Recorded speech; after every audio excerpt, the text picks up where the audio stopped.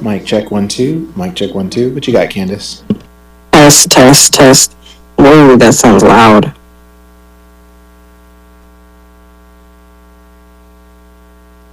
Okay, try it this time.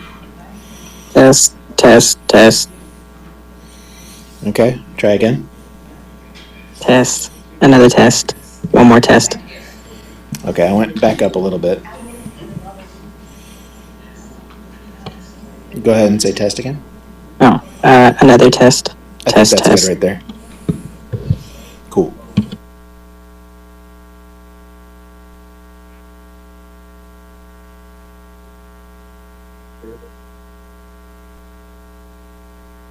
Please. Yep. There we go.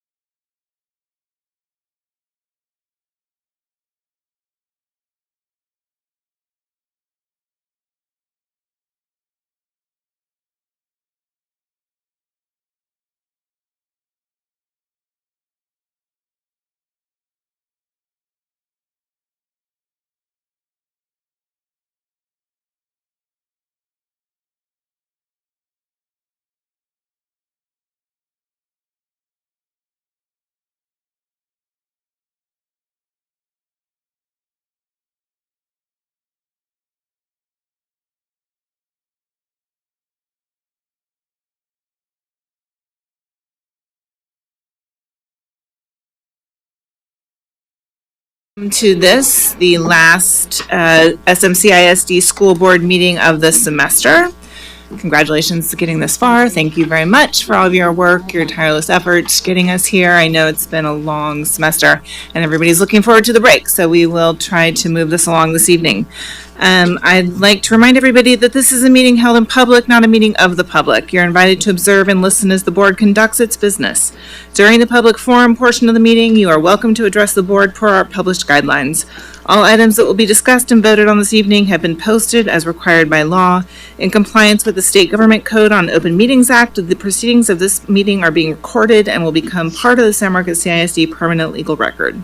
To ensure the recording accurately reflects the proceedings, please refrain from talking while others are speaking.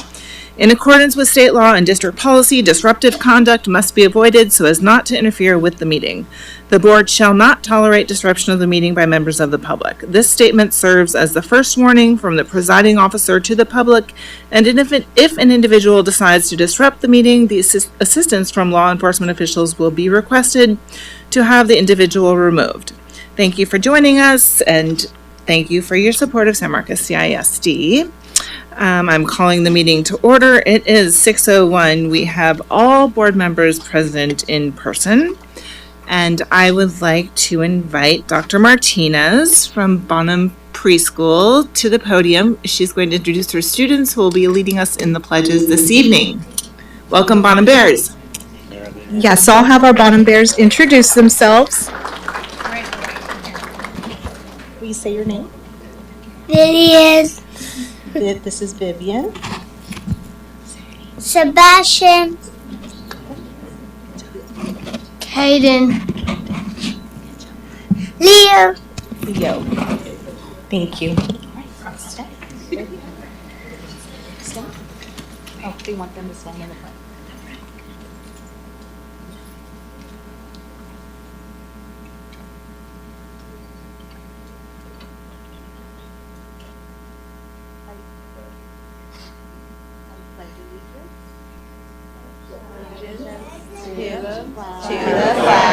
Of the United States of America, and to the republic for which it stands, one nation, under God, indivisible, with liberty and justice for all.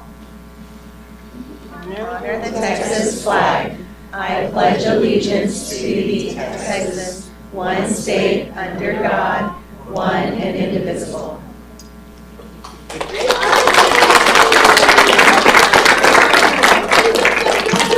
Thank you, Bonham Bears.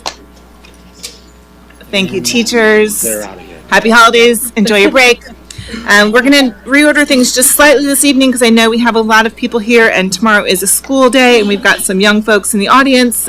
So the next item is going to be item number 7, the superintendent's report. Madam President, Dr. Valadez here. Yeah, there she is. I'd like to call up Dr. Valadez. He has some nice recognitions.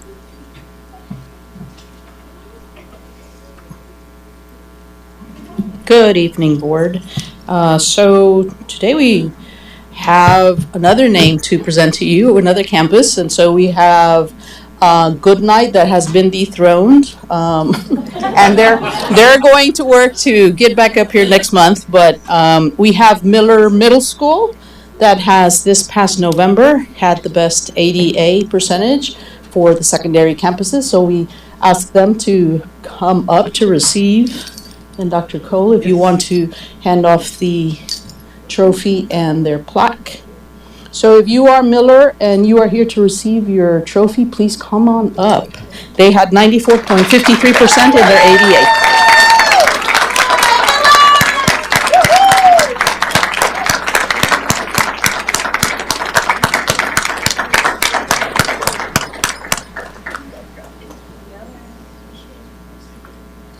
Yes, Ms. Moreno.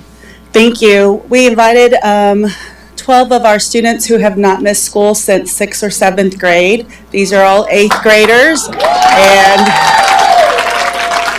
we felt they set a good example of making school a priority and their dedication to education. We're proud of you guys. Good job, guys!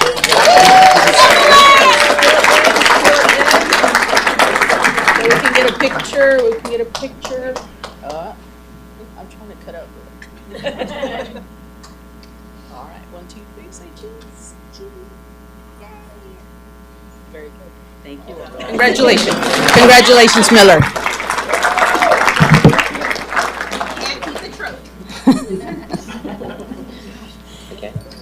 And then if we could have Hernandez administration come up. They have another month made it to the best ADA, and they had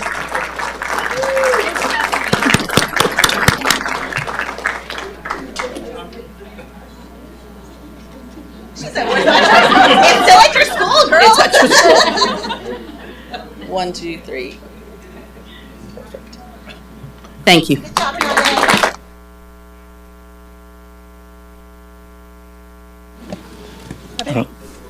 Madam President, that's the end of superintendent's report. Great, thank you. The next item is public forum. The first speaker is Bonnie Wallace.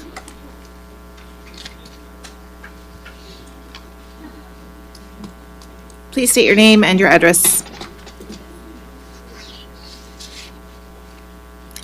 Let's go.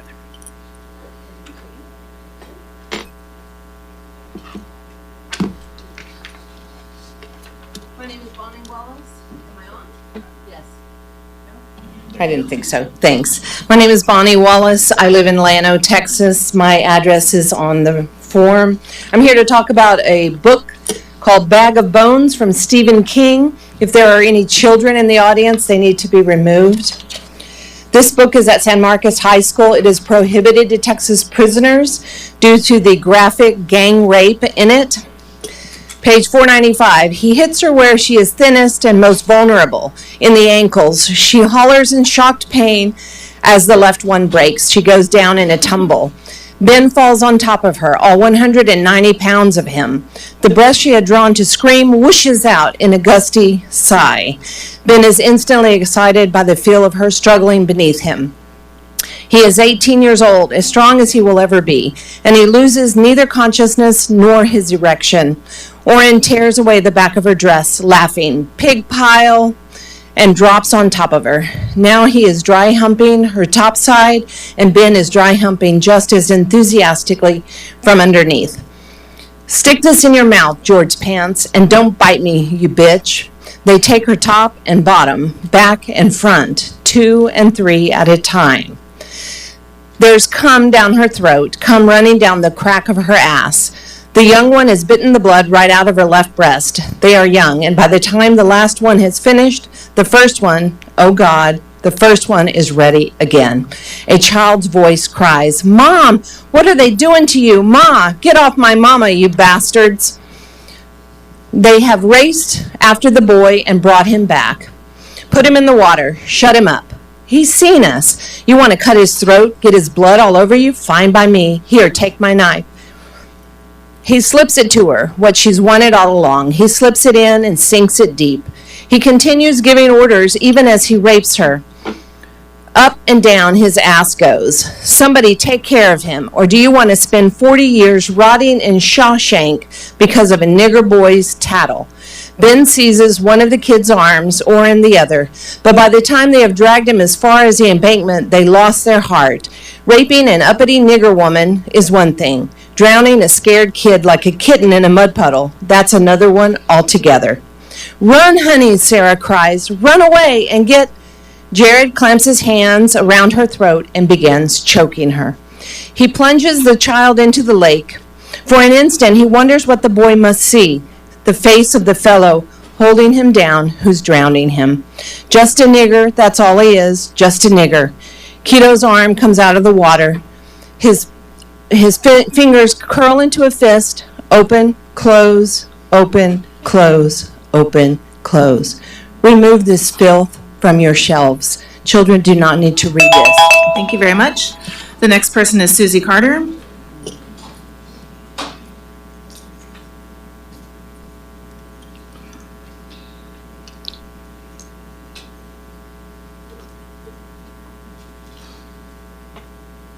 You can give those to her.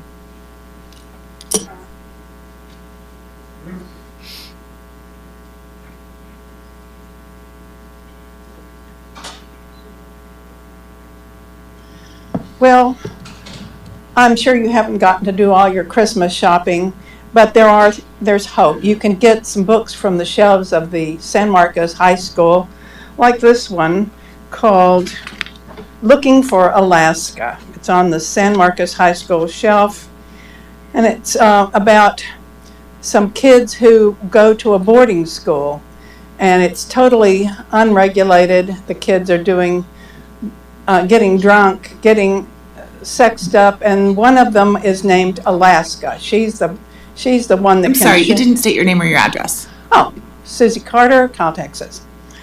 Here's a little quote from it. I am sleeping and Alaska flies into the room. She's naked and intact. Her breasts, which I felt only briefly and in the dark, are luminously full as they hung down from her body. She hovers inches over me, her breath warm and sweet against my face, like a breeze passing through tall grass. I'm so naked, she says, and she laughs. How did I get so naked? And it goes on and on. I don't think really that these books that you have are anything but a mess. You are like in a terrible mess and you need out. And there is hope. I've sent you some information. Princeton ISD has gotten rid of the books. McKinney has gotten rid of the nasty books. And Shannon Ayers has been here to tell you that the inappropriate books get into your libraries because they are promoted by influential entities like the American Library Association and Scholastic. She said that ALA, once a trusted source for libraries, has come under scrutiny for its advocacy of sexually explicit content and its opposition to faith-based events in libraries, while the publisher and book fair vendor Scholastic now promotes sexually explicit material and harmful ideologies. For decades, districts and parents have relied on these institutions to recommend quality education material, but most people don't realize that these same institutions have dramatically shifted against the values of most parents. The book that I just read you, I didn't tell you how much profanity it has. The word ass is there's a count of 13 of those, bitch 10 times, fuck 24, piss 19, and shit 29. Are these things that uplift your children? Do they help them to learn anything useful to succeed in life? Or is this a way to bring down our country to have these kinds of books on your shelves? Thank you. Thank you. The next speaker this evening is John Carter.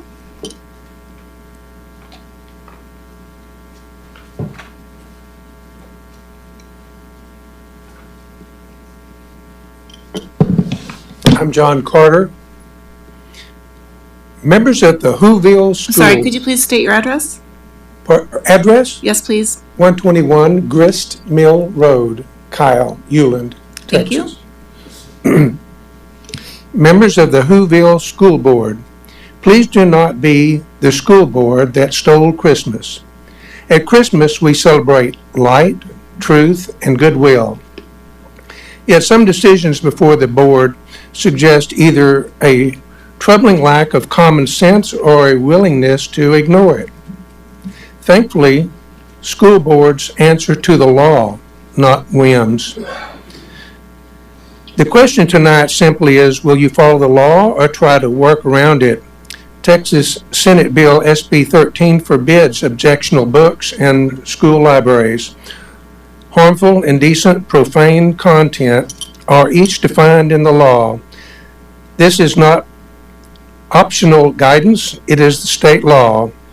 If you are unsure which books qualify, a list of illegal books currently in this district can be found in the Take Back the Classroom website. Currently, 121 books in this district are listed as objectionable, meaning illegal under SB 13. Key points for the board. Students do not need to check out books to read them.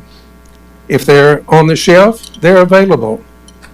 Parents who wish to expose their children to such material may purchase them. The school library is not a substitute parent.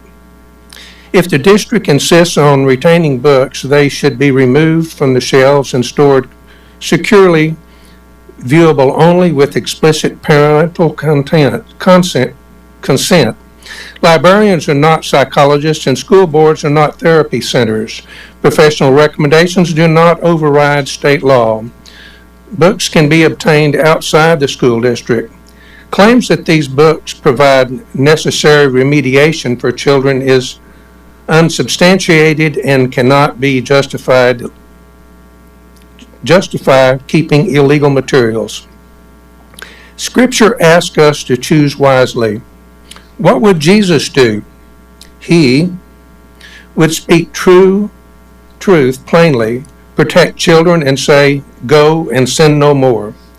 The board has a choice. Uphold the law, protect students, and act with moral clarity, or explain later why you did not. Please choose wisely. Thank you, Mr. Carter. The next speaker this evening is Jim Davis.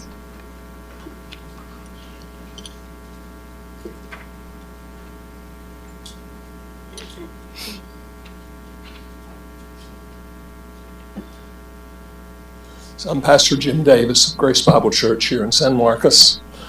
I want to bring to your attention tonight two books that have sparked significant concern. The first is A Stolen Life by J.C. Lee Duggard, which includes disturbing scenes of sexual assault. It quotes a harrowing moment where a young girl is forced into a traumatic experience, leaving her feeling utterly powerless. It's a sadomasochistic in its content. The second is Nowhere Girls by Amy Reed, which graphically depicts the violent gang rape of a 15-year-old at the hands of upperclassmen. They are real-life horrors. Under the newly enacted SB 13, SB 412, and HB 900, the distribution of such explicit content is strictly prohibited. It is no longer defensible to argue that this material provides an educational or psychological benefit to our students. The laws make it clear. We must remove these books from our schools. No student should be exposed to content that is both educationally unsuitable and pervasively vulgar. We must look at Section 3 of the Education Code. This section explicitly states that libraries must not acquire or retain materials deemed harmful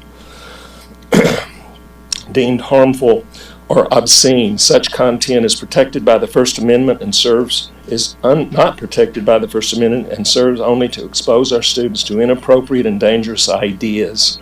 As school boards and administrators, you hold a significant responsibility to supervise the educational environment of our children. You possess the authority to remove materials that are deemed unsuitable. Therefore, I urge you to act decisively and remove these explicit resources from circulation in San Marcos ISD schools. In light of SB 13, there should be no hesitation to take this step. Furthermore, it's essential to note that SB 412 closes the affirmative defense of educators who may be prosecuted for distributing explicit materials. This means that the consequences for allowing students access to such content has become even more severe. As a community, we cannot risk the livelihoods and reputations of our teachers, librarians, over materials that have no place in our educational institutions. As a pastor in this community, I should find myself counseling parents, if I should find that, of students affected by these crimes associated with materials available in our schools. I will strongly encourage them to take legal action. In conclusion, I implore you to consider the profound impact that these books can have on our youth. Our responsibility is to protect our children from harmful influences.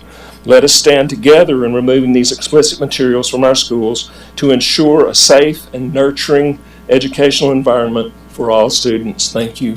Thank you, Pastor Davis. And the last speaker this evening is Lori Davis.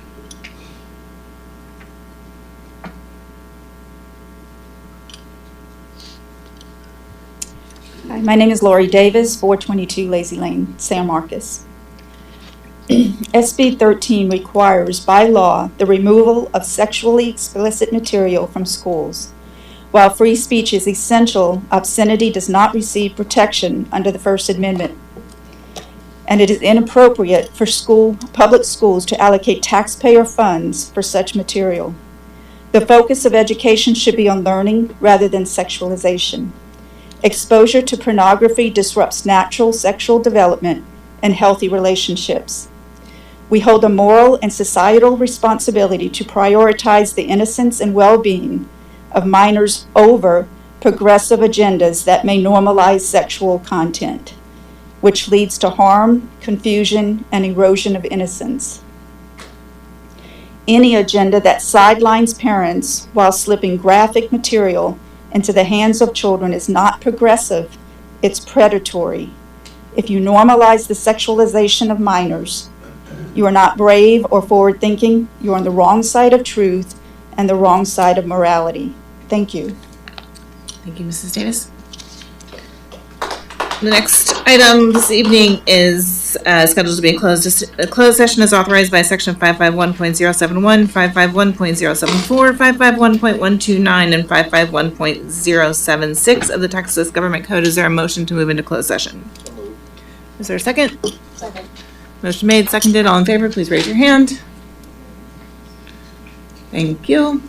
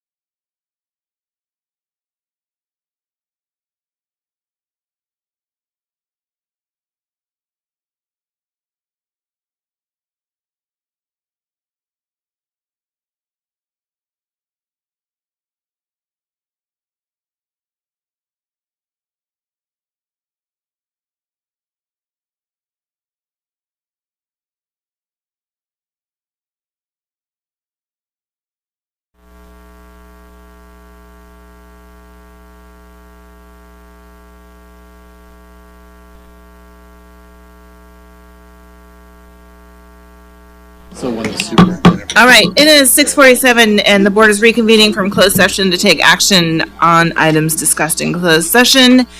Is there a motion?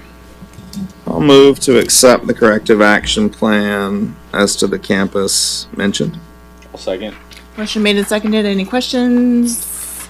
All in favor, please raise your hand. Thank you. That vote is 7-0.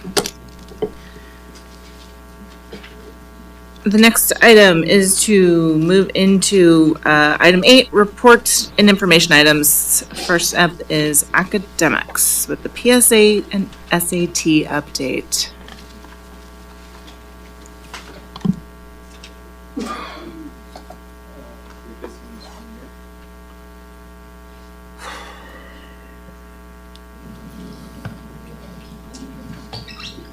Do you guys have this on your screen? Okay. There is one.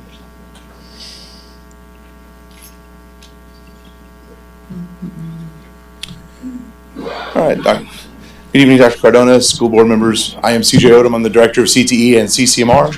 And today, after our October 22nd fall school day for SAT, PSAT at our schools, at both the Miller and Goodnight campuses, as well as San Marcos High School, we're come to present the data that we received from College Board from that.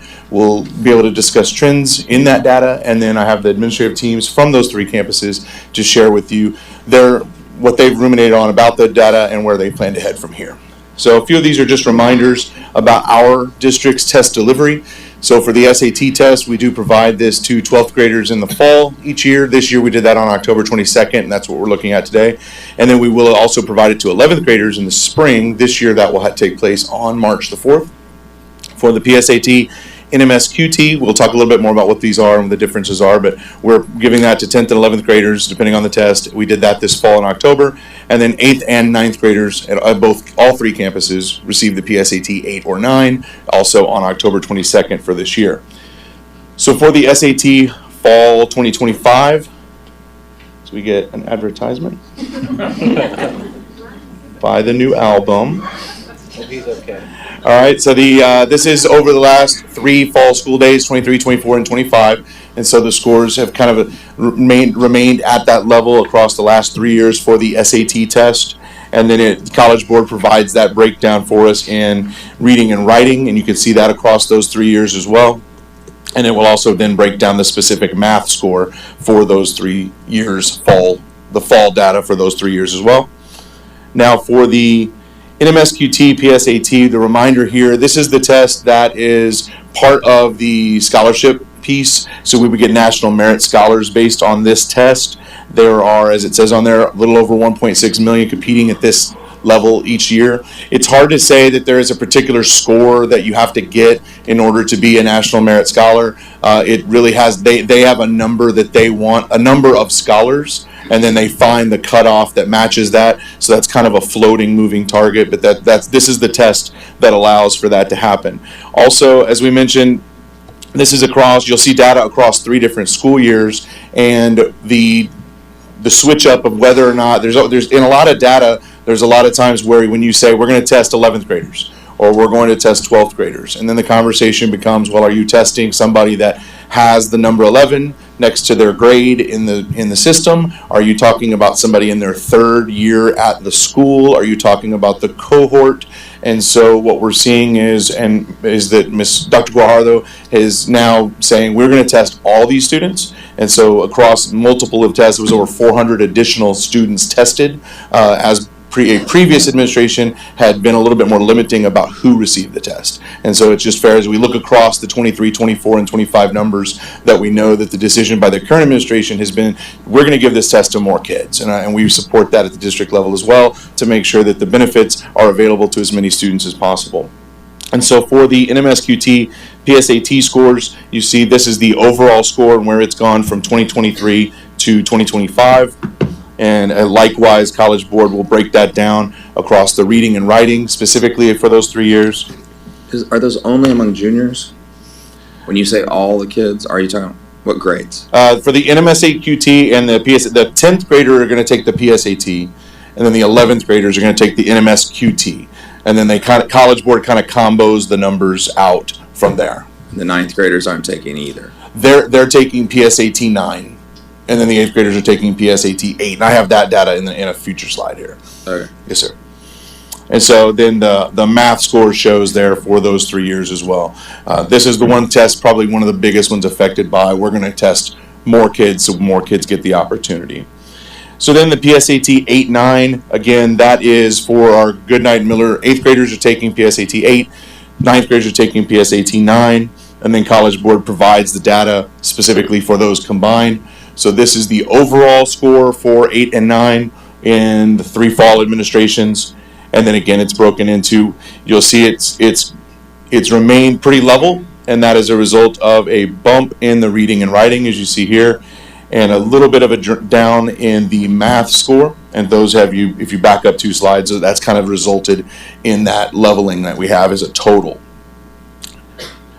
And so we'll have the administrators now come and speak to you about, they've seen this data, they've sat with this, they actually have a chance to break it down even in further detail. They can look it up by student. For a lot of these are very predictive nature tests. So now, because of the data that they have from College Board, they're able to identify students that might need some additional remediation. They might identify students that are very good candidates to take an AP or a dual credit, an advanced class at the high school when they get there. So there's a lot of decisions that now can be made that we have this data on some of these students, and we'll let them speak to you about what their plans are. I have a Yes, question ma'am. first. So just to clarify what you said, so all 8th, 9th, 10th, 11th, and 12th graders are taking the test, some version of the test? Some version of their in the test, fall. yes, ma'am. Correct. Yes, ma'am. And in the spring, all 11th graders are taking The SAT. Yes, ma'am. Okay, so we don't have the spring scores here from last year. Can we get those? We can get those to you, yes, ma'am. Okay. And also, I can see that, I understand that we're including more kids. That's great. And I think that the more opportunities, the better. Our scores are also not going up, which I will get to in a little bit. But I would like you to also send us what the Texas scores are overall in comparison to our scores. We can get that to you, yes, ma'am. No problem. So good evening, board. So on, talking about the middle school, what we're seeing as we were looking at this data is that we are seeing the trends that we expected to see based on the last year's STAR and then the TEKS that they're looking over in class. So some of the numbers are matching up, especially in the DCAs that we're taking. And so we're able to break that data down and start pulling, different groups in the morning to give them more help as we're going forward with this. So again, the trends, they are what kind of we thought they were, but the data has helped us be able to group more of these students more. Like you said, we did see a bump in the reading, which is good, but the math, it did go down some. So we are starting to, I don't want to say triage, but pull some of the students into certain groupings and be able to see where the needs are for the highly tested TEKS that they're not doing well on, that's going to help them on the STAR moving forward. So I'm going to second that as well. We're also trying to connect with high school when it comes to our kiddos that are in 8th grade and making sure that we have them on the track that they need to, and that we're providing that higher level advance that they need as well.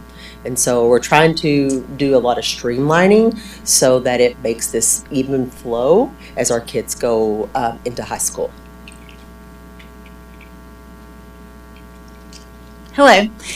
So at the high school, one of the things that we did this year was we developed a department time. So common core teachers have a common planning time where they're looking at scores for DCAs and benchmarks for our students and developing a plan on how to shore up that tier 1 instruction during that time. So something else we're also working on is developing a tutorial plan for the spring semester through advisory for SAT prep and PSAT prep for our students so that hopefully our scores will go up.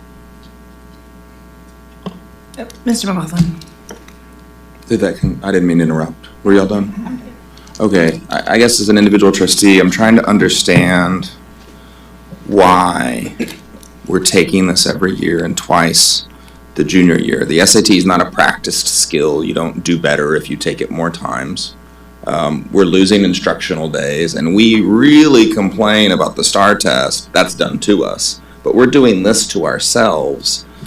I fail to see the benefit. I mean, some familiarity. They're going to take the PSAT as a junior, and they're going to take the SAT as a senior. We've been doing that since the last time I was on the board. But can someone tell me, like, from our academic team, why we want to do it every year?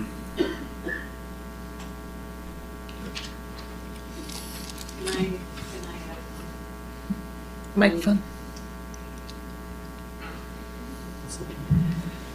When we tested in 7th and 8th grade at Goodnight, I always saw an increase, and I think testing is a skill, and the students do develop better testing skills.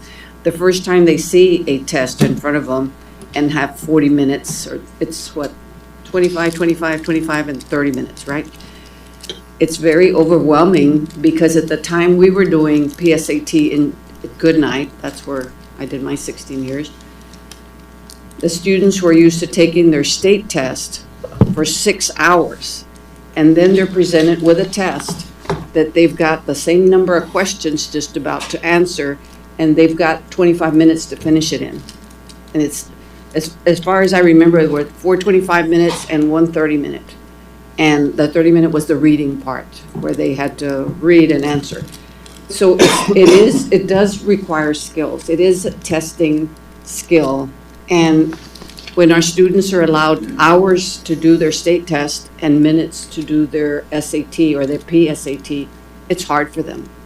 And so they have to learn to read quickly, respond, or skip and go on. And I think as a former counselor from many years ago, I saw an increase from my 7th graders to my 8th graders, and then I would follow up and see how they were doing in 9th. And those kids that practiced that quick test, which 25 minutes that's a quick time to do that.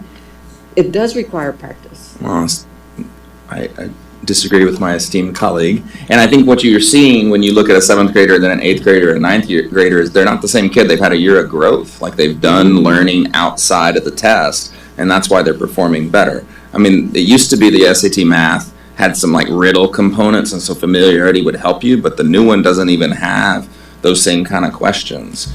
And so I actually was a National Merit Scholar semifinalist, as I'm sure you already know, having pulled my records. And I took it cold as a junior and took the SAT one time. And then I thought, oh, I'm a genius. I'll probably make a 1600, take it again. Took it again, I made 30 points lower. So that's an individual experience, but I've seen the same thing with my kids. There's not like there's intensive tutoring, preparation. We're not really providing the kids because some kids do that all summer. Sometimes they see a boost, but I just trying to understand why. I appreciate your comment, Ms. Cantu, though. I didn't mean to. Mr. Arredondo. No personal offense taken. Thank you, President Halsey. I am interested in hearing staff's response, and then I do have an additional comment. So I just wanted to see if they could answer. Mr. McLaughlin. I'll give the response because I'm the one that started this when I came in a decade ago. So, the history is we had certain kids that were testing at certain points, and so we did want to use the PSAT 8-9 to see if we could identify kids that we were missing as they were going through the AP track. I agree with you. It is intensive. We've talked, I think, about moving to the ACT, which seems to be less SAT-ish. I didn't score your score, but I did compete probably with your score. We've had this conversation amongst us all, but we will do whatever the board, is inclined as a voting majority to do, because it is. We have not gotten better. I do think you need to test at 8th grade because I do think it does give you additional data to look at kids who are falling through the crack as they're moving into 9th grade. 9th and 10th graders, maybe so, because we don't build classes in like some schools have a class. So, the other thing is we can test once a year. I think everybody would like that. Well, if I may say so, Dr. Cohen, also I think your objection is very valid, especially it's been part of the discussion that's gone on year to year. And I think that, again, we'll discuss it again. I don't think we've laid a concrete plan for 26-27 because this discussion keeps going on. So I'm glad you mentioned it because that is a discussion that we're continuing to have. One of the highlights of why, and I think it's a highlight as to why we would continue to have the discussion, is that I believe when Dr. Cohen got here, and I don't want to speak for you, but there was a lack of consistency on just data measurement and just being able to see where our kids were in general, whether it was SAT, whether it was STAR, whether it was EOC, whatever it was. And one of the really great things that we've done as a district at this point is we have such a better measured, consistent measurement across DCAs, across benchmarks, and these things that we have going on. So we're getting good data on where students stand. Our administrators are able to respond to that data better. So this may be the time that now that we have that system in place, do we need this litany of tests at this time?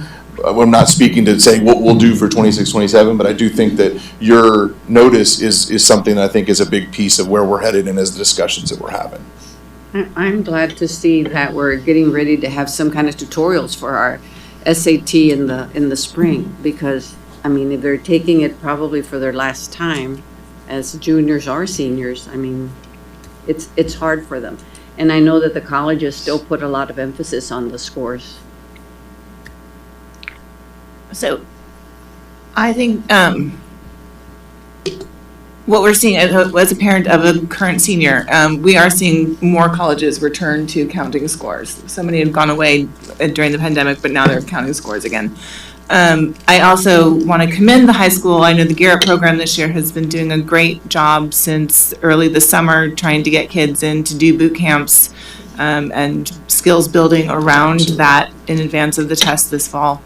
I think that's terrific, but also we know that we're not going to have the Gear Up support going forward, and I think we need to find a way to put that into the 11th grade day. I would much rather have kids have the option to take SAT prep than to be hall monitors. No offense, but I would like to see them be able to have that opportunity and to have it during the day, because I think that it's still an obstacle for a lot of kids to get there on Saturdays.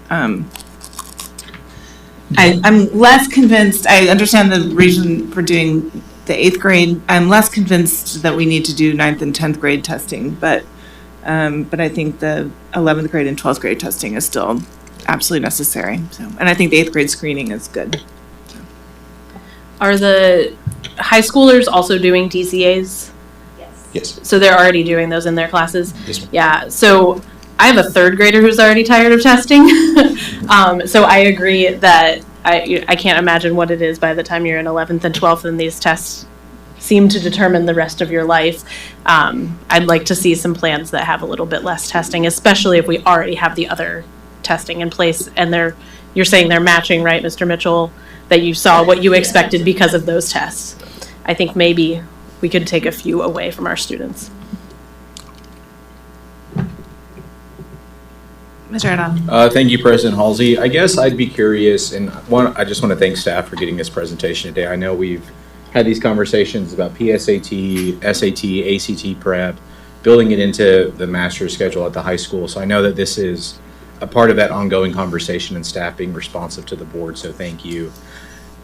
I guess I know what benefited me in high school and what that process looked like. Again, like Mr. McLaughlin, I took it once, thought my score was great, didn't have a calculator for the ACT, it was a mess, but that was all on me, right? And I guess what I would ask staff is, based on y'all's expertise and y'all's recommendation, what would benefit students? Is it building the SAT, ACT prep into the school day? Is it focusing on this?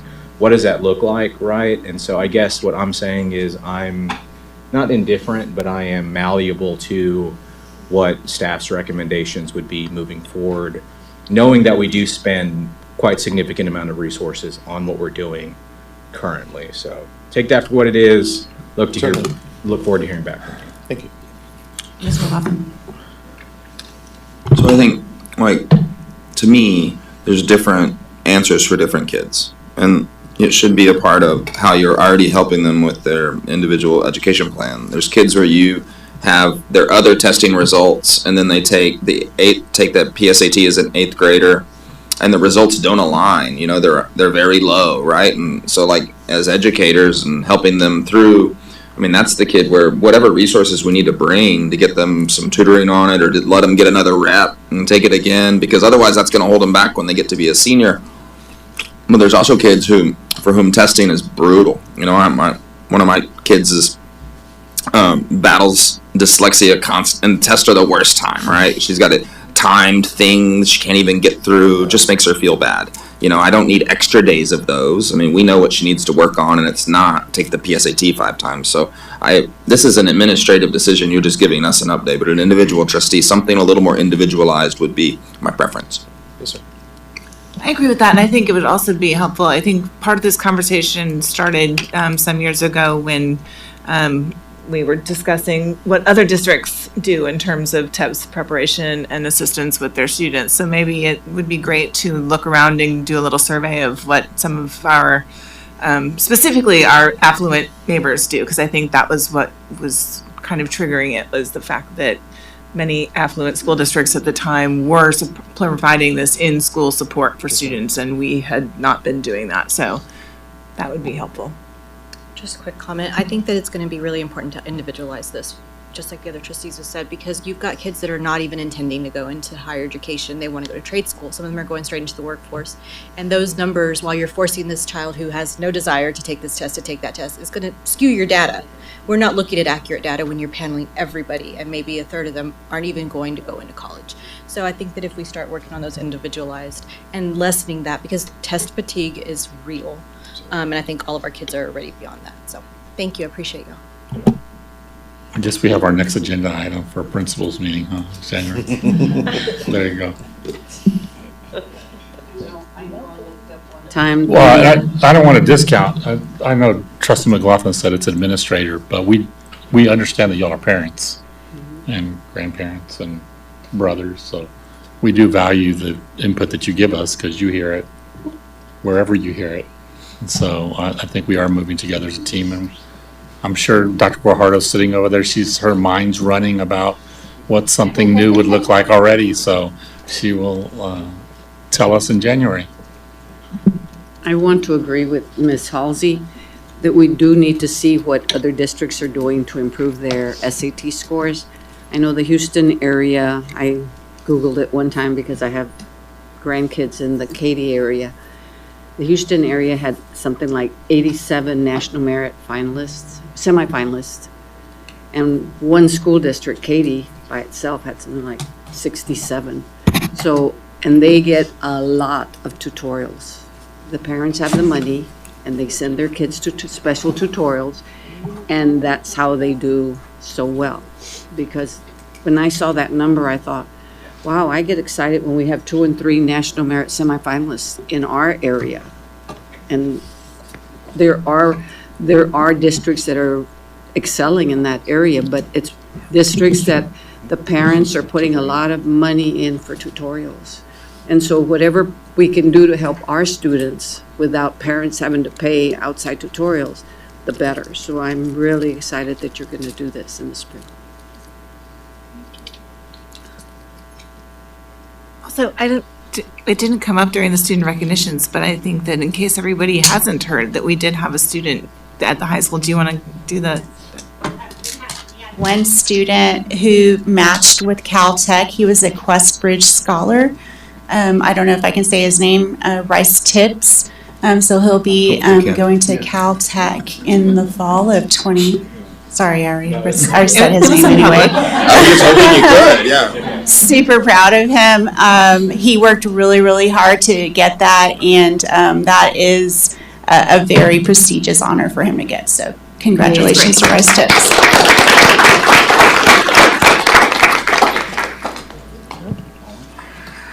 That's it. Thank you. And next up, we have Ms. Guerrero and Sharon Vigil, CEO of Communities in School. Yes, I'm going to start with CIS. Yep. Thank you.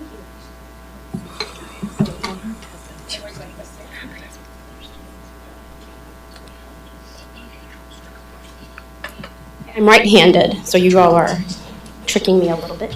Let me see what I can do. Thank you, ma'am. Okay. Muy buenas noches. Good evening. My name is Sharon Vigil, and I get to be the CEO of Communities in Schools, and we've really appreciated our partnership for the past 5 years. So on the left, you will see a typical developing brain, and on the right, you will see the brain of a child that's exposed to neglect, trauma, and abuse. What I want you to notice is how much less activity is present, trauma changes how the brain functions. So for students in this state, their brain prioritizes survival, not learning. That's why some of our students struggle with attention, with focus, and behavior. These are not character flaws. They're biological trauma responses. Their body is literally trying to keep them safe. But the good news is that we can help with this.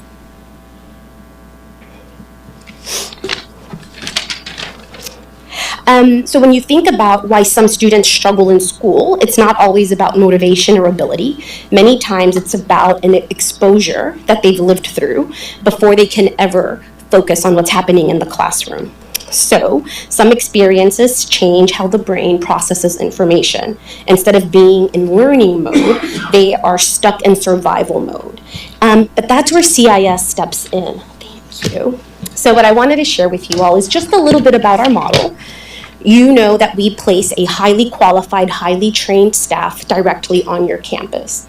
And this person just doesn't come and do what we want or what they want. They actually do a needs assessment every year. So they survey the community, they survey parents, counselors, teachers, and we ask them, what is going well and what are some supports that you need? We also look at your campus improvement plan. With that campus improvement plan and with our needs assessment, then we create a yearly campus plan. Your principal signs off on that before we provide any services. What you're going to see on the right is we provide services in 3 tiers. Most people think about CIS having a caseload, which means having a one-on-one or a group intervention. What you all will notice is that actually 94% of your student body gets CIS services. We do both one-on-ones, we do group services, and then you also get access to services for your entire campus. Hygiene items, coats, school supplies. These are things that all your students can request and get immediately when CIS is on a campus. Then we target students, and we do this with your counselor and with your principals. We're part of your parent supports team, your student supports team, where we are looking and studying your entire student body. And we're saying what students work best with CIS and what students are better with one of your AWARE programs or potentially another partner. Next. So last year we served 13 of your schools. We provided case management services to a little bit over or nearly 8,300 students. We provided a little bit over 33,000 in direct financial assistance, and 94% of your student body received a CIS service. So that was an intentional touch point. It wasn't it really was intentional, and every student was 94% of your student body was able to receive one of our services. Next. What that means is that we were able to provide a little bit over 67,000 unduplicated services were provided to students. You should also know that we, like you all, have to meet TEA accountability. TEA has to validate and verify our data. And we actually can't present you any data until TEA says that it is valid. So we enter our data into their system, and it is validated through that. Last year, we also provided we provided 925 home visits. This is not just dropping things off. This is engaging with family members, making sure that they're okay and making sure that they have the resources that they need. Next. So we don't do this work alone. Let me say that. No nonprofit or no organization should be doing this alone. One of the things that we do is we do provide services through other partners, and they come underneath CIS. So here's a list of our basic needs partnerships. We see that in San Marcos, a lot of your students are missing some of the basic needs resources. Next. This is some of our programmatic partnerships. Your school district, Dr. Cardona, has asked us to really focus on mental health. And so here are some of the mental health and social and adult functioning skills that are provided through our partners as well. Next. We also provide some layered services. So these are free staff that are directly on your campus in addition to our program managers. So we have a leadership coach and we have a higher education coach that work with boys to make sure that they stay on the right track, that they graduate from high school, but then they also go to and through post-secondary. Additionally, we have a mental health and wellness coordinator for you all, and you all can find this on page 12. This really talks to you about some of the services that we've been able to bring. So because you all asked for mental health services, we were able to apply for a $1 million federal grant that is paid out within 3 years, only for San Marcos, and we're able to increase our mental health interns and our mental health services. Additionally, we're able to bring in much more post-secondary work for you all. We also received a grant from the Burn D. Johnson Foundation that helps pay for this program. And additionally, the city of San Marcos has made us one of their key partners to be able to provide electricity utility assistance for your families. So your families, sometimes, especially with the winter, we're able to make sure that they have light and heat on. Next. So last year, these are all the other services that we also provided. It was a total of 16 mental health interns, 17 full-time AmeriCorps members. We have 5 weekly volunteers. That is 38 individuals that we were able to leverage directly in addition to everything that we do to provide services for students. Next. And one of the things that we heard from your principals is, sometimes our money, our budget, doesn't always allow for teacher PD, or it doesn't allow for attendance incentives or for family engagement. So last year we gave an addition of $14,300 so that your principals could implement teacher training or target attendance interventions. Next. So all of that was a lot. And last year, 99% of your students that worked with CIS stayed in school, 98.7% graduated or were promoted to the next grade level, and 95.2% improved in their attendance and academics and behavioral targets. So we got an A last year with you all. We're very, very proud. Yay. Yes, thank you. Next. So I'll talk to you all a little bit about mental health because that is what you all are focused on. AISD is focused on something else. Elgin, Lockhart, the districts are really focused on what the community needs. So I'm talking to you all about these mental health services. And so I want to share with you all that 100% of the students that we served improved in their symptoms of clinical depression or anxiety. So we actually give them the GAD-7, and we were able to help students get out of clinical anxiety. 100% of those students improved their attendance, 100% improved their behavioral health and wellness, and 94% improved their academic coursework. Those are clinicians that are helping your students, and if your families had to go get a clinician, it would be about $180 to $250 an hour for those services that you all are getting free based on our federal grant that we got. Next. I'm going to just move on. The other thing that I will share with you, and I will stop talking after this, is that we not only want to give you data, but we also want to give you family input. So every year, we survey parents asking them tell us about our services. Are we meeting your needs? We also survey your counselors and your teachers, and we ask them, tell us about what's happening and where are we missing, where are we really hitting the mark, and where are we missing? So next. What I will share with you all is that 9 out of 10 of your parents would recommend CIS, and 8.4% out of your teachers would recommend CIS, and they actually say that they couldn't do their work without CIS. A lot of the comments were about, it feels really good that I can have a room or a place where I can take a child who might be in crisis, and I can still focus on helping the entire class. Okay, I think that's it, y'all. I know I speed read. This is the last thing. So our total program cost is about $1.8 million. You all do support this partnership. You provide a little bit over $500,000. That means that we're able to leverage over $220 24%. For every dollar that you all invest in CIS, we're investing $3.21. You all pay 30% of the total cost. And all the rest is leveraged so that you all don't have to go and find that financial funds to bring these services to your students. Okay, that's all that I have. Questions? Mr. McLaughlin. This is one of my favorite things the district does. Presently, I think it's invaluable. I mean, when you look at, like, if kids don't feel safe, if kids aren't fed, if kids are battling family trauma that they don't have a place to process it, they're not going to score well on their PSAT. They're miles away from that. And so, is there anything the district could do that would make y'all more successful or increase your reach? You know, we have improvement meetings often, and so we have talked about getting more connected. I think you all just did a survey that we just got. But I have to tell you that you all are doing an amazing job. We work with 9 other school districts, and by far you all have some of the best systems.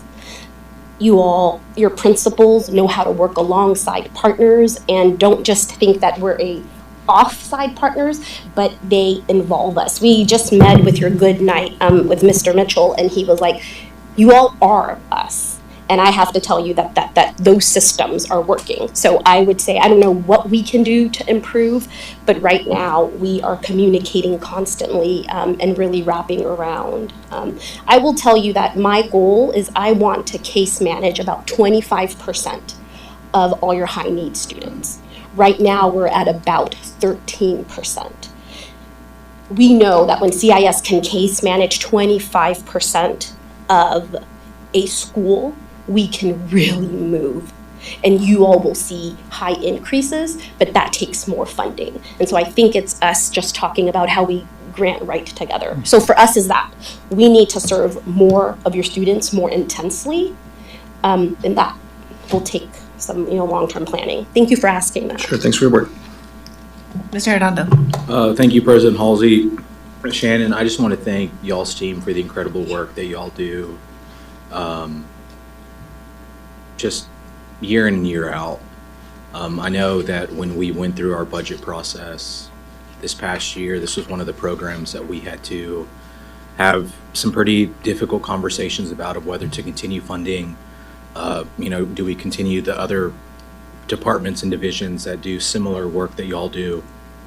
And I'm just so glad that we continued this partnership for the benefit of our students and really just the district as a whole. And I want to echo Mr. McLaughlin's comments that, again, if we can get to that 25%, even if that does take some conversations here at a local level of us as policymakers to talk about budget priorities this upcoming fiscal year, I want to have that conversation. Because like Mr. McLaughlin said, I mean, if we have a kid who the lights are off at home, right? Or their parents don't know how to pay rent, or they're unable to pay rent, or whatever that trauma issue concern is at home, they can sit in that Algebra 1 class and we can pour as many resources as we can into them in that 90-minute period. But I'm not going to care about math if I know I'm going home to some pretty difficult situations, right? So when y'all help end those crises at home, it's transformational. So just thank you again. Thank you. I will tell you that we have a reporter here who is from The Atlantic, and there is some research that is going to come out from Ed Redesign from Harvard and Cornell that talks about the impact of CIS, and they're comparing it to a legislative agenda as big as Head Start. They are saying that there has not been another organization that has been researched as much as we have. And I want to also thank Dr. Cardona for believing in us and for always advocating for you all. He's always like, I need more mental health people, or Sharon, what are you going to do? So I just want to say that continue to push us because we will respond. It is in our nature. And I think what strikes me most is how comprehensive you work and how you really I mean, we talk about the whole child a lot, but you really cater to the whole child and to the whole family. Because I've seen firsthand how your program coordinators have a student at one school and then work throughout the system to make sure that family members that are in other schools are also encapsulated and taken care of. And I think that's really important and very systemic. And I think that is something that we really hadn't been able to do before you began a partnership with us. So thank you for that. And I'm really happy that we're able to do this now at every campus and that we've been able to continue it. So Thank you. great It's job. my And honor. to all of our campus workers who are involved in Gear Up. They're over there, so in thank community, you. yeah, in Thank you. communities and schools. Thank you Yeah, all thank you very all.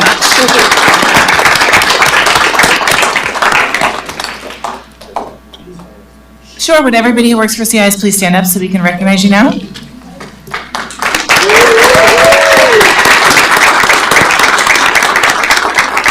Thanks for your great work on behalf of all of us and our kids, and enjoy your holidays.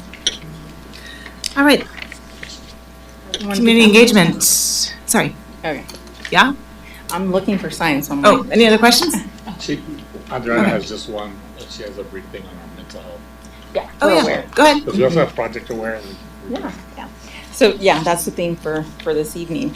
While she's done, we're going to just provide an overview regarding our Project Aware grant. This is the last year that we will have the grant, and so it's about time to discuss again some of those accomplishments throughout these 4 years. Last time you heard about our mental health continuum, and so with me I'll have Miss Jenny Parker, Katrina Cleveland, Stacy Shockley. And we're just going to talk about, again, those essential elements for a safe and supportive school. We've already discussed, again, the need for a school climate to really lend itself to academic outcomes for our kids. But it's really important that while we discuss the needs, it's important to start the work. And so this Project Aware grant has really helped support efforts, not just through MTSS, behavior, et cetera, increasing family engagement, as well as policies, MOUs, that are also in-house to help support our kids. We were very strategic as far as placement for our mental health clinicians. So from early intervention at Bonham Pre-K, we have Miss Stacy Shockley, Jenny Parker serving as our community project manager, also as a clinician at Rodriguez Elementary, and then lastly, Katrina Cleveland, our LPC, also at the high school. Hello, thank you for giving us the time. The first couple slides that I'm going to talk about are just a highlight of some of the activities that we've done. We wanted to have something as a quick reference for you all, just to kind of go back through. We're going to go a little bit more into depth into some of the things that we were able to accomplish through the grant. And so this is a continuation of those highlight pages, so that it wouldn't be all in one slide. Our role aligns closely with the school counselors, the SEL counselors, CIS, and other outside agencies. And on this chart, we labeled our team, the AWARE team, as the mental health team, so that we could see how this could go moving forward. And so naturally, one of the common questions that we receive is how our role differs from those other supports. And so to help clarify this, can you go back? Sorry. To help clarify this, we created a comparison chart that outlines some of the similarities and the differences. So I want to note, though, that this is not an exhaustive list of the roles. It's more of a demonstration purpose of it, but it kind of shows you how, as our whole team, we can serve all students in different ways and cover all the needs. Okay. So through the AWARE grant, we collected data that TEA had asked us to collect. So we're showing you a dashboard from last year, and so I want to make some notes about how to look at this data. The AWARE goals refers to the target set by the state AWARE team for all the 3 districts that were in this cohort. The other figures represent what San Marcos CISD's contribution towards that goal for both the specific growth and the year to date. Workforce development on this slide includes individuals who serve in a mental health or safety capacity who received training from our team. The training, mental health prevention and promotion reflects the number of people trained by our team who are not in the mental health or safety field. The section that talks about improved knowledge, attitudes, and beliefs are results from surveys that we did following the trainings. And then the dashboard also includes the number of students referred, the percentage of students served by our team, policy changes, and MOUs established. So looking at these trends, we can see that the number of referrals and students served increases as the year progresses, and we can compare that data to identify which months have higher referral rates than others. The trend also highlights periods when training efforts increased or decreased. Over this 1-year period, our team has trained or provided mental health education to more than 163 individuals. We're a small but mighty team. We have served 96% of the students who were referred, and we still have time this year to continue expanding our policy and MOU partnerships. So an additional data that we were able to collect is some parent satisfaction surveys, and we give these biannually. And so the questions on the left side of this are asking parents to rate if they agree that having school-based therapists was helpful for their child. And 77% of the parents strongly agree that they value their child's time spent with the provider. And 65% of the parents reported that they strongly believe that the provider was better able to help their child because the provider is located in the school building. The chart on the right asked parents about their child's improvement since receiving services through us. And one of my favorite questions was, since receiving services from the school-based mental health provider, my relationship with my child, and 65% of their parents reported, has improved a lot. That's the highest marker. I'm going to pass over to my other colleagues. I'm Katrina Cleveland. I am LPC and mental health clinician over at the high school. So excited to be speaking with y'all tonight and to talk to you more about our data. So we also invited San Marcos High School students that participate in AWARE services to complete surveys reflecting on their experiences with AWARE. As the data shows, students' perception of the mental health services at SMHS fall predominantly with the agree and strongly agree categories when asked about the effectiveness of school-based supports. Notably, 100% of students reported being satisfied or highly satisfied with the services they received. That's teenagers, right? They agreed that their provider treated them with respect, communicated in ways that could easily understand, and help them improve their ability to manage daily life. Continuing our focus on elevating student voice, we would like to highlight statements from the youth satisfaction surveys with students. Students shared comments such as, "I liked meeting because it helped me get well in school," showing that school-based mental health services support not only emotional well-being, but also academic success, as Mr. McLaughlin noted. Others noted that the talks we had helped me move forward in difficult times and understanding my emotions and my situations overall, showing how students gain clarity, emotional insight, and strategies to manage their stressors. Students also highlighted the importance of feeling heard and supported. "She's a good listener and she doesn't judge. And I like that you took the time to hear everything and ask questions to understand my experiences." These statements emphasize how essential it is for students to have a safe, non-judgmental space where they can speak with a trusted adult. This slide shows key takeaways from the parent and student satisfaction surveys. We would like to note the overall response rate for both groups increased from 2024 to 2025, indicating a growing awareness of and engagement with AWARE mental health services. Survey results also revealed that parents would like to be more actively involved in their child's goal-setting process and mental health care. This shows the results of the satisfaction survey completed by teachers and staff on campuses served by AWARE clinicians. Because campus staff generate the majority of student referrals for AWARE services, their perceptions offer important insight into the effectiveness and visibility of these supports. From 24 to 25, the data show an increase in staff confidence that students referred for mental and behavioral health services are likely to receive the help that they need.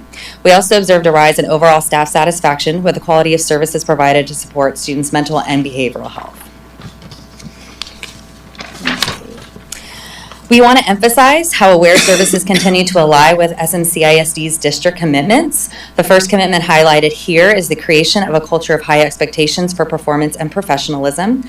Our mental health team actively works to promote a positive and supportive campus climate for both students and staff. Survey data from teachers and staff show an overall increase in perceptions of student and staff well-being from 24 to 25.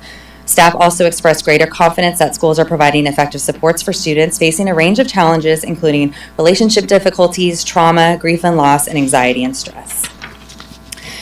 This slide highlights staff statements regarding which aspects of school mental health support they believe are functioning effectively.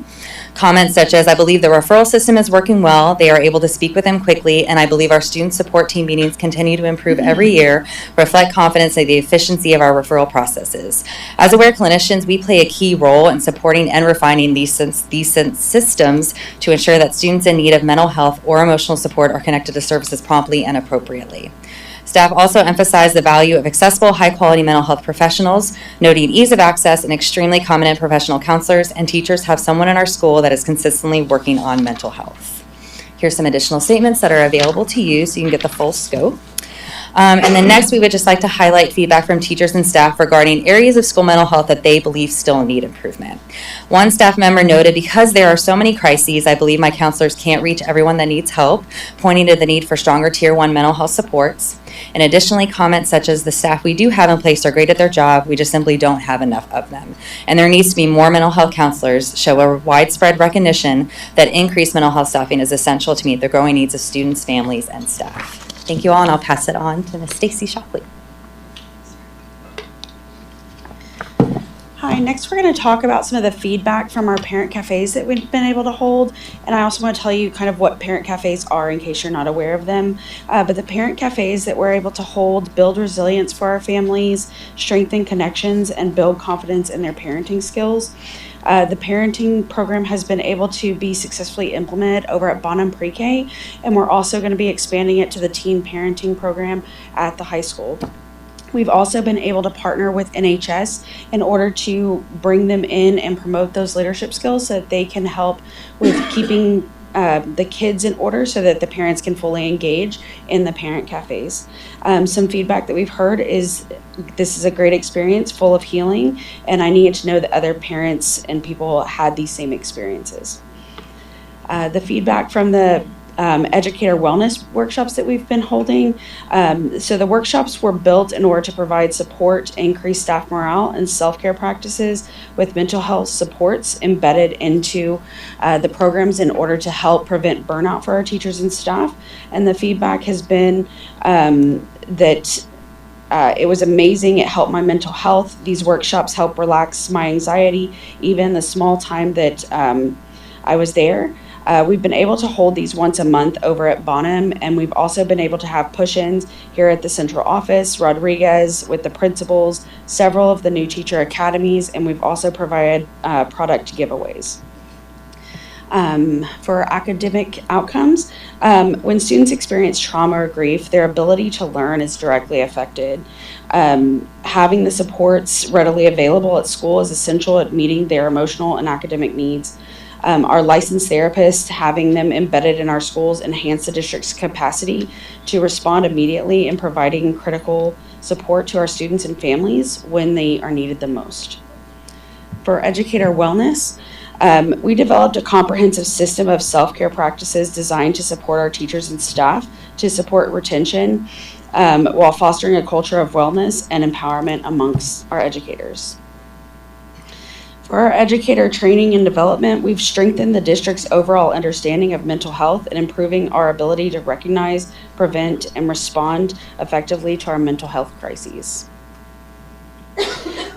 For our family engagement and family education, it's important to note that families, we're providing them with support and resources and individualized education as needed, and we're sharing the experiences that we have as educators and mental health providers to empower them for success. With regards to collaborations and community involvement, prior to this position, there was no real dedicated role representing SMCISD on the school level, and strong networking is essential to supporting our families and staff and helping them to succeed in life. So that was brief, right? We held our breath. Overall, this is a chart to show, just like Ms. Vigil showed earlier, the cost benefit of Project Aware and all the great things that we've been able to do in this district thanks to that grant, from training to providing those sessions for our parents at no cost. Y'all, we have kiddos that do not have insurance. And so all this matters, right? We try to make sure we're not overlapping and supporting accordingly, being super intentional, building our resource maps, all the good things. And so again, it's not only about delivering these services or a program. This really translates to more than just data and numbers. It equals kids, right? Kids that will or will not come to school. And so we've seen an increase in school attendance for children who have received these supports. And so it's really important to make sure that we also speak up, advocate, use our voice to say, this is helping our students. And so those that do experience this on a day-to-day are our leaders, right? Our administrators, our clinicians, who see this on a daily basis. And so those are also some feedback quotes from Bonham, Rodriguez, San Marcos High School, and they echo the same, saying educator wellness should be a priority. We know that there's burnout, retention. There's so many research articles out there to show that teachers experience twice the amount of stress than other work professionals. And so again, keeping that in mind, as well as our students' need to help co-regulate in their mental health, is really important.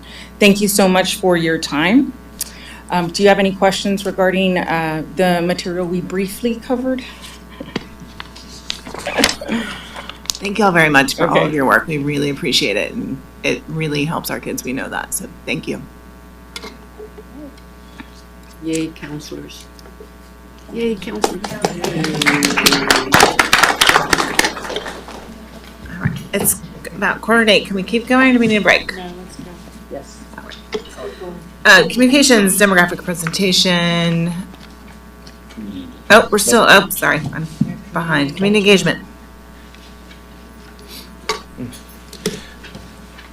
Madam President, members of the board, and Dr. Cardona.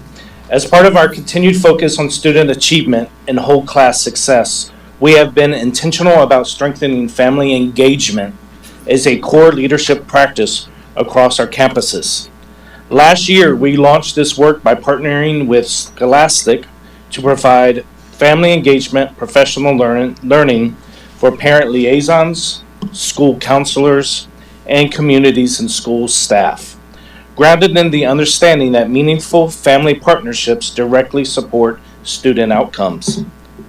This work was elevated in June of this past year during our leadership symposium, where principals and assistant principals were introduced to this framework and the role campus leadership plays in setting the conditions for authentic family engagement. Building on that foundation, this fall, we facilitated 3 workshop sessions that brought together all of our 12 campuses. Each formed a collaborative team that included an administrator, a parent, a counselor, and teacher leaders, reinforcing that family engagement is shared work and not the responsibility of a single role. Tonight, you will hear directly from campus leaders who have taken this learning and implemented it in meaningful ways.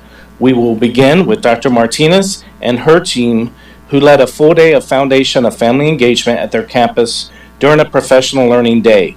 Following that, Ms. Hooper and her high school team will share their work with the Dr. MAP series, focused on reframing family engagement to build trust, partnership, and shared responsibility for student success. This work reflects our commitment to developing principals who lead strong campuses, cultures, engaging families as true partners, and ultimately create conditions where every student can thrive. Thank you, Dr. Cole. Good evening, board. So like Dr. Cole said, we have been part at Bonham of this family engagement. The purpose, so it was a series, it was 3 trainings, but we also had one specifically for Bonham, and it was on the foundations of family engagement. Dr. Cole and I had been in conversation, and we just felt like we really wanted to provide our teachers and staff, including our instructional assistants, meaningful and relevant professional development, especially on family engagement, since it's the first introduction for our students to schooling. And so we really want to build that strong foundation of family engagement. So when Miss I'll let her introduce herself. She's my school counselor. She's part of my family engagement team. We also have 2 educators, and we also have a parent that is part of our engagement. So I'll let her just introduce herself. She is a new counselor at Bonham, so introduce yourself. Hi, my name is Jessica Minichi. I'm the school counselor at Bonham Pre-K. So what we did that day is we had our presenter come, and as a whole campus, we sat together and we identified, first of all, some school goals that we have been working on. And of course, we all know attendance at Bonham has always been a goal of ours, is to improve our attendance. And then also we identified some academic goals, and that is in emergent literacy, specifically within phonemic awareness. So we identified those goals, and then we sat down as a team and we brainstorm some strategies on how we can help families advocate for their students and support their students so that they're successful in school. So after we did that, then we were able to sit and create a plan of action moving forward so that we can really transform those partnerships with our families. So one of the outcomes, learning outcomes that I'll really pinpoint here, because that was part of our action plan, was identifying those 5 process conditions that we need to address every time we have a family engagement activity. So what we did is we looked at our calendar, we identified what family engagements were coming up, and then we used these five process conditions to plan our next family engagement moving forward. So some of the things that we focused on in that training is the relationships that we're building with families and the trust that we're building, because we need to build that trust before we can have families truly engage with us. Another thing that we did is we looked at our family engagement activity, and we wanted to make sure that it was linked to a learning outcome based on our goals. How are students going to, how are we going to present this for families when it comes to how to, read with your child, how to introduce letters and sounds to your children. So we wanted to make sure it was linked to learning and student development. Also, we looked at, is it asset-based? Are we identifying the strengths of our families and then building on their strengths so they can continue to support their students in school? Is it culturally responsive? Are we meeting the linguistic needs of our families when we have family engagements? And then is it collaborative? And not just collaborative with our staff, but collaborative with other parents. Are they having opportunities to collaborate with other families and just build those networks? And then also, is it interactive? So do parents have an opportunity to learn something and then practice that skill? And so that's where we are. So we have plans moving forward on our future family engagement activities, which I'll be inviting Dr. Cole to come and give me some feedback. And so that's what we did at Bonham. I'll keep it brief. Is there anything? And actually, Ms. Shockley, with her parent cafes, is very involved in our family engagement. So, yeah. Yes, that's where we are also doing the parent cafes, so that our families can engage in those as well, with regards to the family engagement trainings that we all did.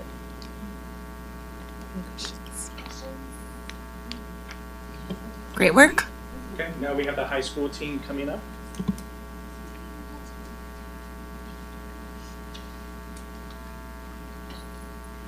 Good evening, board. My name is Arlene Hooper, Assistant Principal of San Marcos High School.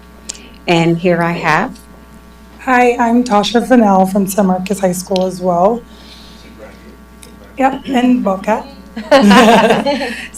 Brittany Posey, also from the high school. Daniel Ruelas, high school counselor. And unable to be here is Norma Ibada. She's one of our English teachers, and you all are shaking your head. Very, very wonderful asset to our family engagement team. And so we will let Ms. Fennell start off with what we're doing at San Marcos High School in order to build partnerships with our parents. I think I'm first. It's okay. All I have to say is ditto. Bonham did an excellent job. They really showed you guys the whole process that we went through. My previous work was through Gear Up, as a good chunk of you guys know. So family engagement has been at my heart for many, many years. And it was just a really cool opportunity that we received to be able to sit down, the people that are on the ground doing the work, and have a second to be like, yeah, what do our families need and how can we meet those needs? So we talked about the difference between family engagement and family involvement. I think we'll talk about that a little bit more in a second. Creating that plan of action. Love a good plan. I think our plan's coming together tomorrow, and Ms. Hooper will talk about that a little bit. And then the last part was redesigning the traditional family events and what they've always been. We've always had Rattler Roundup. We've always had open house. How can those look different to meet our families where they are? And yeah, we're excited to get going on that. So the first session. Okay. Again, my name's Tasha. I work at the high school, and Whenever Ms. Hooper first asked me if I'd be on this committee, I was like, I want to be honest and see what is going to require to participate.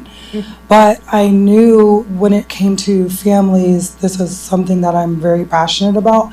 I think it's important to do the work that you enjoy and love the most. And family engagement is super important. So Series 1, I was like, this is a real job that exists. Someone does this for a living. You just get to go to campuses and schools and cities and states and tell people what it's like to get families involved. And so I loved Tanya. She is amazing. And what we learned was super helpful.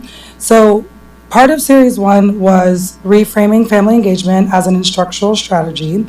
And I want to share how it connects directly with San Marcos as a teacher, a coach, and a parent. I believe learning at home and family engagement shape achievement. Series 1 reminded us that when families are engaged, students thrive, attendance improves, confidence grows, and achievement rises. From the asset-based lens, we must see families by their strengths. And something we talked about or we spoke about was the trauma-informed or what they don't have is not always where you should start the conversation. We should first start considering what they bring to the table and how can we capitalize on that instead of constantly focusing on the lack thereof, okay? And so those strengths include the multi-generational ties, cultural traditions, and honoring those assets as we build trust.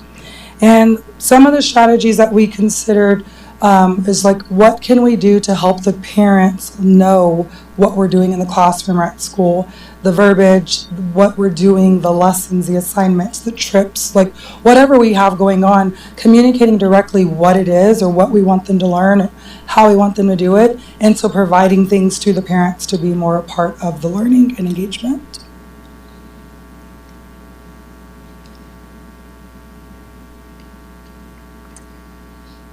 Session 2 focuses on the learning outcomes and how we integrate family engagement with student learning goals. For our campus, we're focusing on how to build the literacy, the reading, writing skills just throughout the school. And in regards to that, we also plan on engaging that as part of one of our other campus goals related to career, college, military readiness, and seeing that come to fruition and just making a vision into reality. So there's a couple initiatives that we're going to speak about, and Ms. Hooper is going to speak about how changing more of the language to fit more students and to support not just a specific group of population of students, but the all.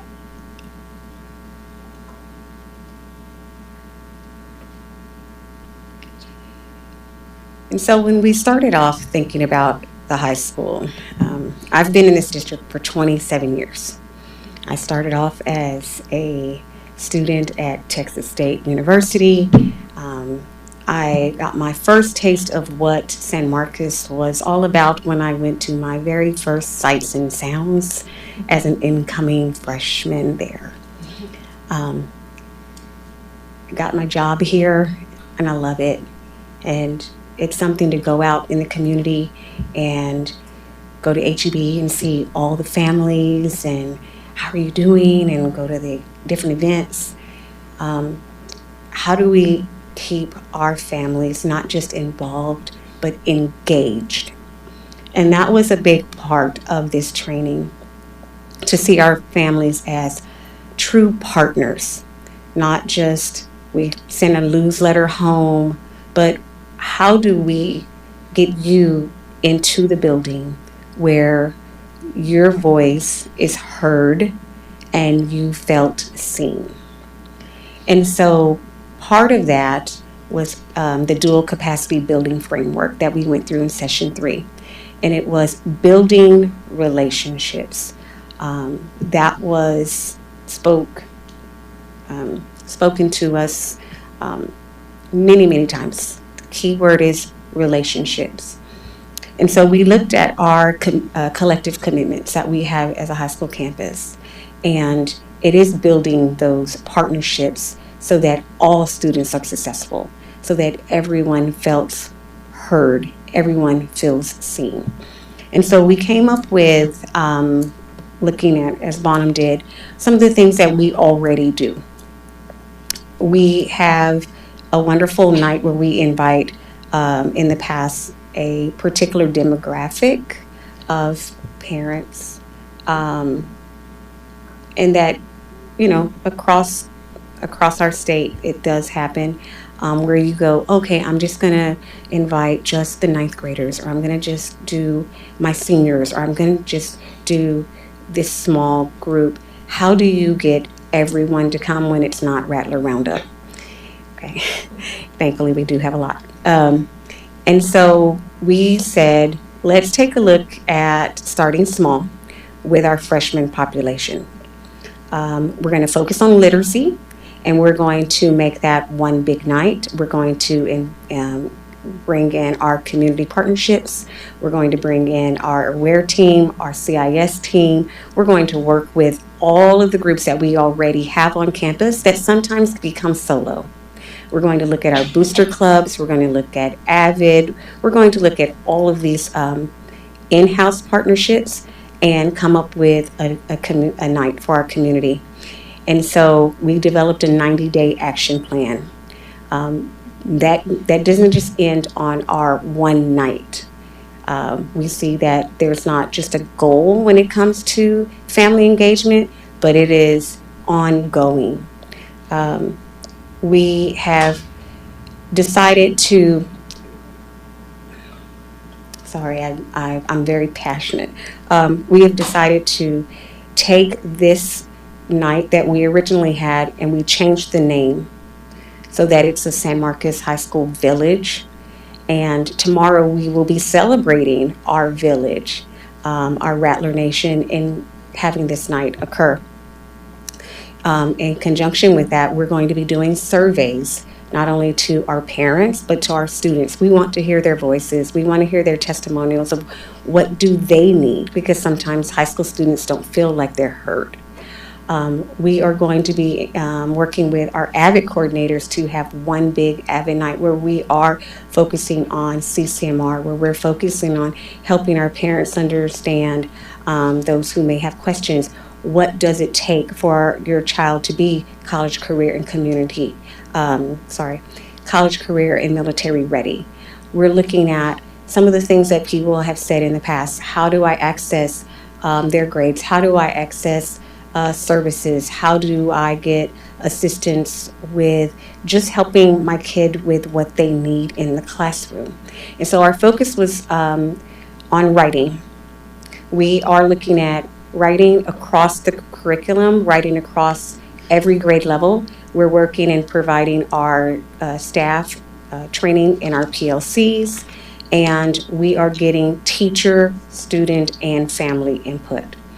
We are continuing to come together as a staff to just say, what do we need in order to make San Marcos better? We know that this is just a small step, and we are continuing to do this work so that we can grow the partnerships.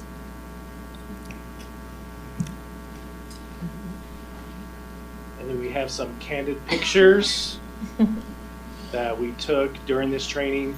We had Miss Tanya Brown from Scholastic. She was amazing. The principals, everyone really loved her, so we couldn't have done it without her. So, thank you all. Thanks, y'all. That's great. Questions? It's very cool. Keep it up. I think we're going to take a quick 6-minute break. So we'll be back at 8:05.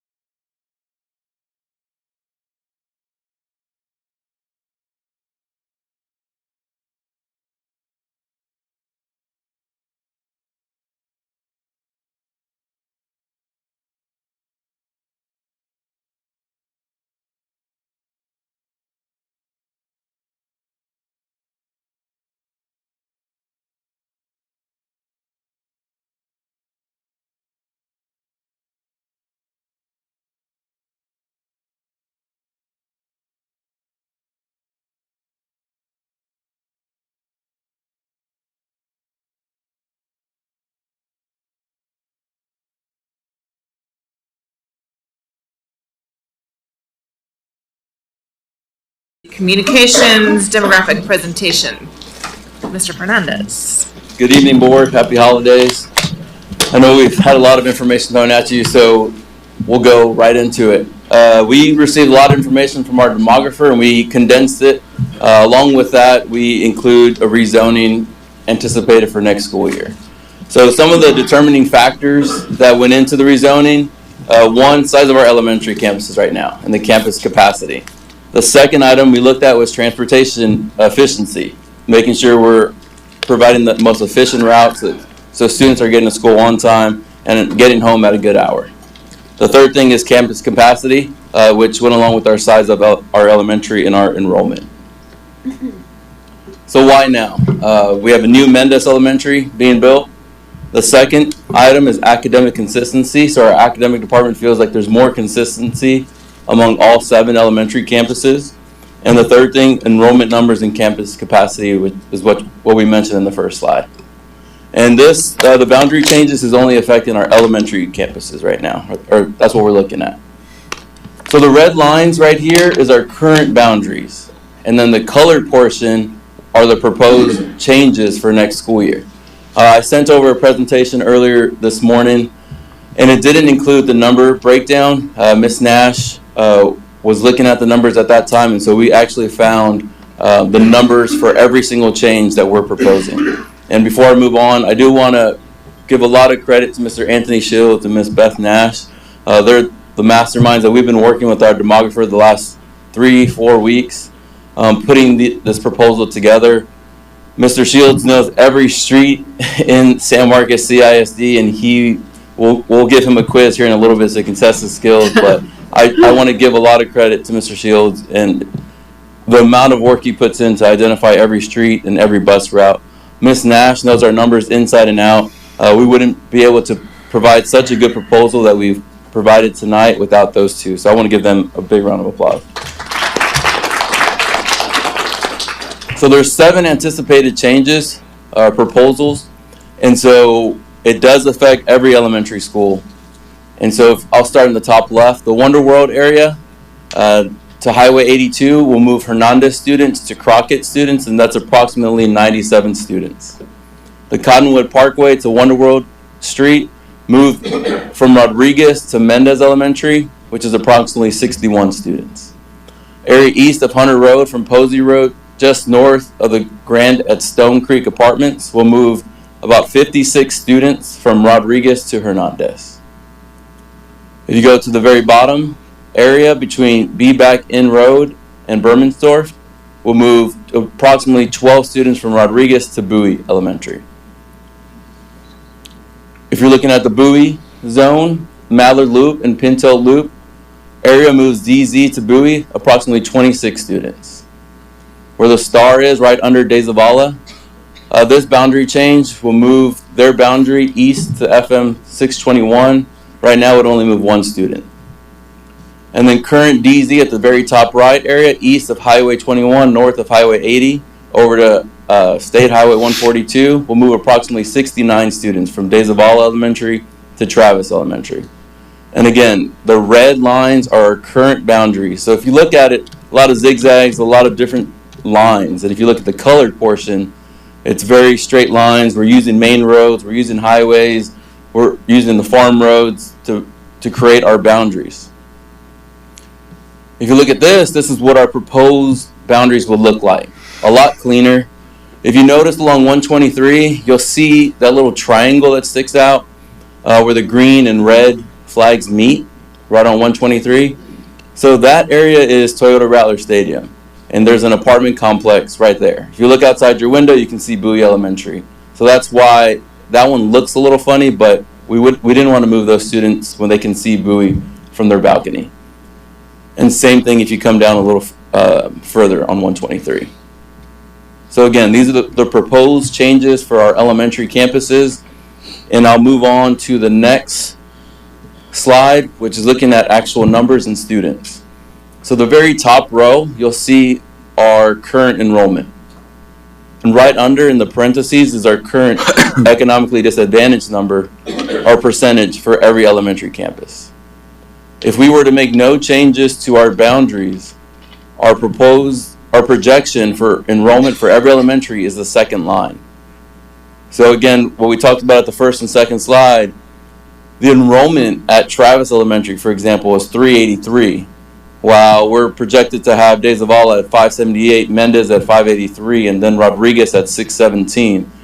And if you notice, Rodriguez specifically, 617, and their campus capacity is 660. Speaking with our demographer, the greatest growth we are going to see is in the Rodriguez zone. So if we can alleviate some of that pressure by bringing some students to the surrounding campuses, now is the time to do it, because growth is going to happen within the next 3 years. If you go to the third line, that is our proposed enrollment for every single campus if we were to move the boundaries exactly how we propose. And if you see, there's a better balance across every single elementary, each of them almost in the 500 besides Travis, which will put them at 450, not too far behind. And we anticipate this as a 3-year plan.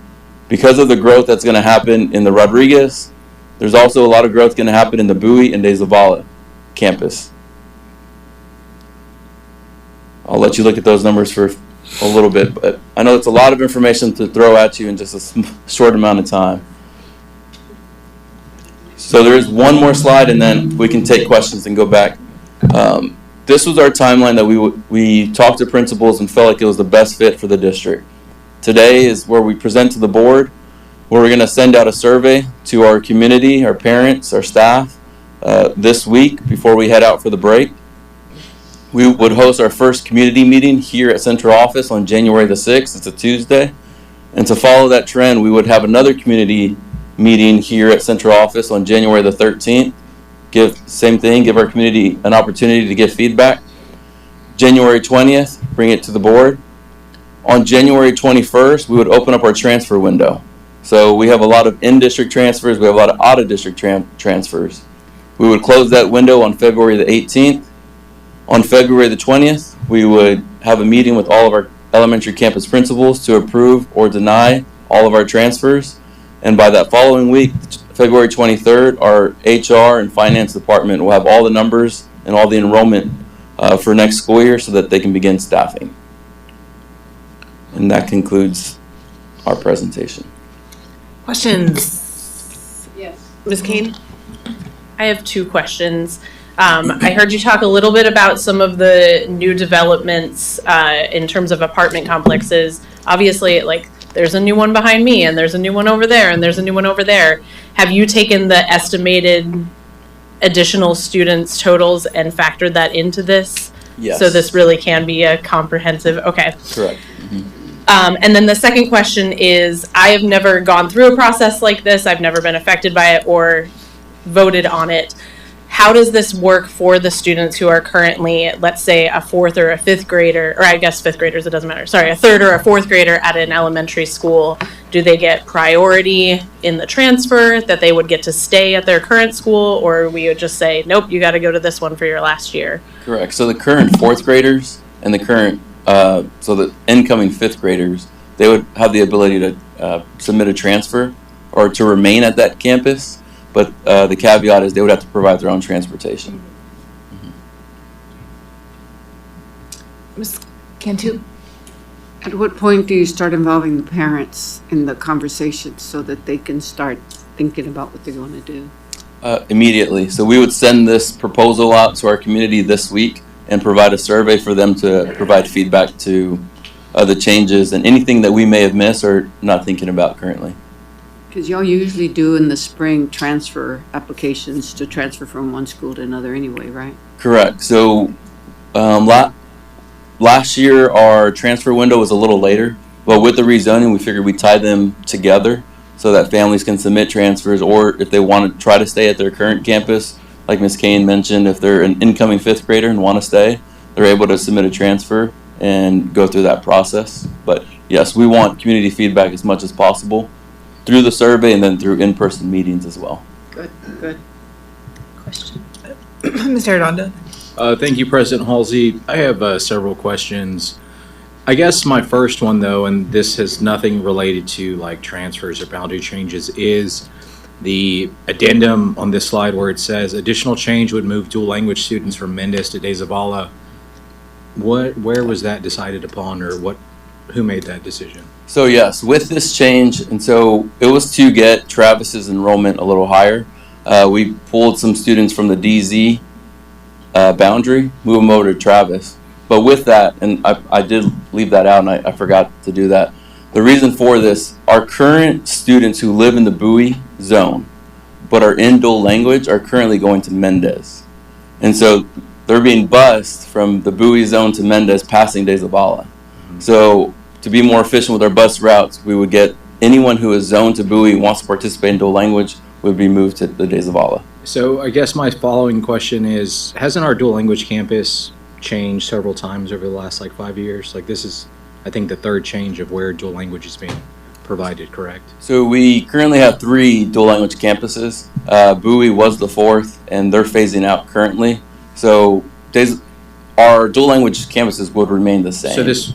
But for these Bowie kids, this would be their second move going from Mendez to now De Zavala, correct? For dual language? So if they were originally Bowie dual language, and now you said that they're going to Mendez, and so now this would be their third campus of going to De Zavala. Is that correct? So we only had one major move since 2017 when the program started, and that was Bowie.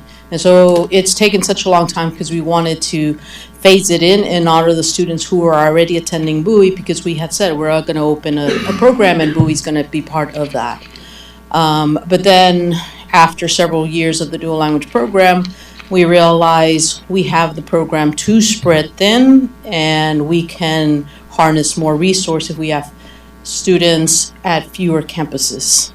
So Bowie is decided upon. Mendez is chosen to accept Bowie students because Mendez was built as a middle school campus and could take on more students. And we foresaw that they were going to be hundreds of students eventually moving into Mendez zone over the course of years. So this would actually just be a second adjustment to numbers. Bowie had already, this year is the final year, 5th graders are still at Bowie, and then next year there wouldn't be any dual language students at Bowie. So they were all fed into Mendez because of Mendez size. So now moving forward is having some of those students now start populating De Zavala because of some of the moves to kind of equal them out. But it still benefits the dual language program because we're trying to resource our 3 campuses that are left, at least at the elementary level, right? We have those 3 campuses, and then we have pre-K Bonham. Resource them well with our teachers. And so the goal is to increase and even out the number of students that we have dual language at each of those 3 campuses, if that makes sense. So the current dual language cohort that originally started at Bowie, that was then at Mendez, that is now going to be moved, these 100 students, to De Zavala. So those students have gone to 3 separate campuses, correct, or no? No, they haven't gone to 3 separate campuses. And I'm not sure who these kids, I would have to look at the list specifically, see who these kids are and what grade level they are. So is that 100 just in the dual language program at Mendez currently? I'm And sorry? they would be going to days. So I guess I'm trying to understand, additional change would move dual language students from Mendez to De Zavala about 100 students.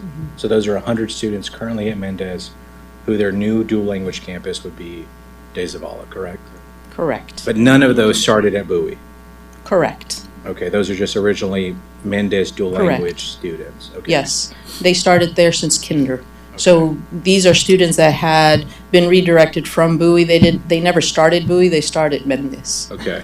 So a follow-up to that is, for this dual language cohort, does transportation service, it's still provided to them, correct, as even though this is kind of like a by choice program? It's never provided to our applicant families, regardless of where the campus is, unless the program exists in your attendance zone. You would have to provide your own transportation because it's seen as an enrichment program for, say, your English-speaking family. if I was but in- all of our EBs are provided transportation. All of your what? Emerging bilingual students, our Spanish-speaking families, all of them are provided transportation regardless of what campus they go to, because unless So this is where it gets tricky. If a Mendez family wanted to, a Mendez emerging bilingual family wanted the dual language program at De Zavala instead, they would have to provide their own transportation. But if they are attending Hernandez, because they're in the Travis zone, Travis does not have dual language, we provide them transportation too, so they can fully participate in their dual language program. I have more questions, but I'll let my colleagues go. Ms. Lopez? Okay, so my question is going to be pretty simple, I think. Looking at all of this growth, our campuses are not going to be able to keep up. With the new construction on the new Mendez, which is also going to be pretty well populated, what is our capacity? Do you know? what Yeah, the- so right there on the very bottom is the campus capacity. Okay. So Mendez is at 792. So, and that's with the new campus? Yes, ma'am. Okay, just wanted to be sure. Thank you. Ms. McLaughlin? So, Mr. Fernandez, it appears from the current to the proposed that this is solving a problem that's not yet upon us as far as capacity. Rodriguez can still manage what you're projecting to be there in 2026. Are there transfer in students among that number at Rodriguez, and if so, how many?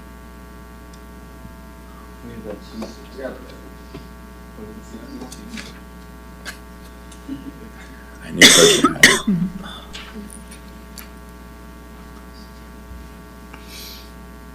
61. Hmm. 61.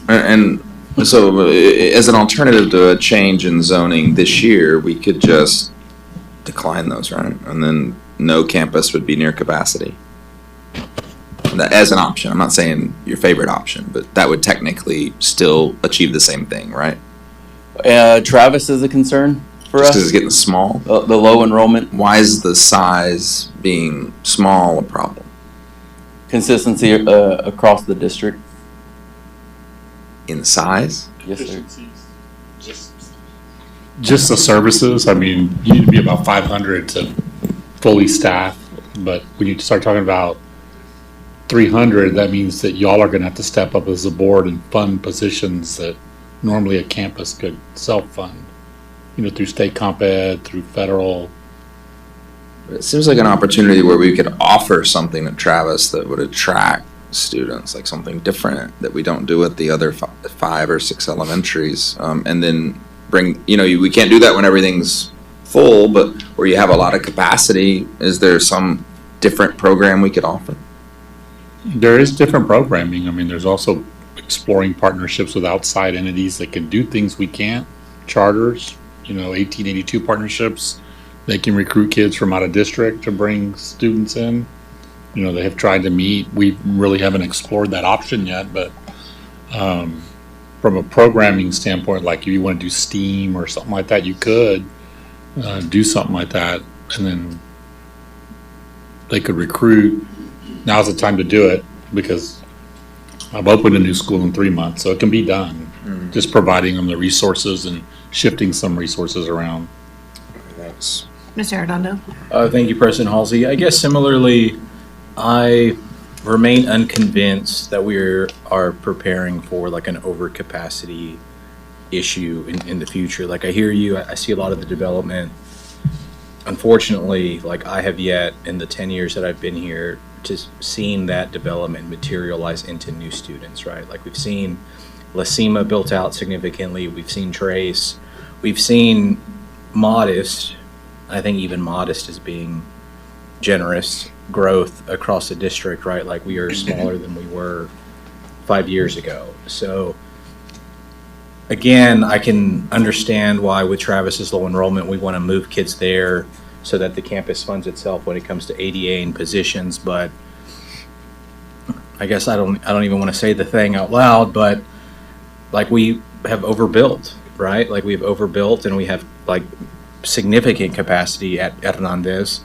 We have significant capacity at Bowie and Crockett. So I see us like moving around kids not to address a future capacity issue, but to address like an under enrollment issue at one of our schools, right? So I guess I'm indifferent to this proposal right now. I'm erring on the side of I don't want to move kids around just because Travis's enrollment is low, and moving 100 kids from Mendez to De Zavala still remains to be seen as like an advantageous thing or like serving families, right? Especially with like the investment at Mendez, what that campus is going to be, and what I would see as when we talk about like things that could like drive enrollment, having dual language at Mendez at a brand new campus, I would hope that we would use that as like a selling point to get people to transfer in there so that we wouldn't have to transport them because those families were choosing to be there by choice, right? So, I mean, I would hope that we can still continue this conversation and dialogue. I would assume that Rodriguez and Mendez would be ones that we could easily recruit students to go to, right? Because they are the newest campuses, and if they did have dual language or other programs, there'd be selling points there for families, right? So, Absolutely. I think I agree with my colleagues, and I am wondering if Travis, now that it's coming successfully out of its growth plan and reaching new levels of achievement, if there might not be an opportunity to partnership with Texas State, right? We've talked in the past about wanting to have more partnerships with Texas State. We've done the residency program, but maybe there's now interest from Texas State to do something even broader, and that campus is perfectly located for such a program. I know that we're having conversations with the Core 4 about childcare issues, which in elementary schools and in childcare, but maybe it is an opportunity to attract Texas State faculty to bring their children if there's some comprehensive, innovative something. I go back to a national school board meeting that I went to years ago and saw a presentation from the teacher of the year who had worked in Chattanooga schools, and she had gone into a school that was that students were not excited to, or parents were not excited to enroll their students in the school, and she turned it into a museum lab school. And it became so sought after that they were then having challenges of a different sort, right? And they expanded the program. It had gone from being a K-5 to now being pre-K to 8th.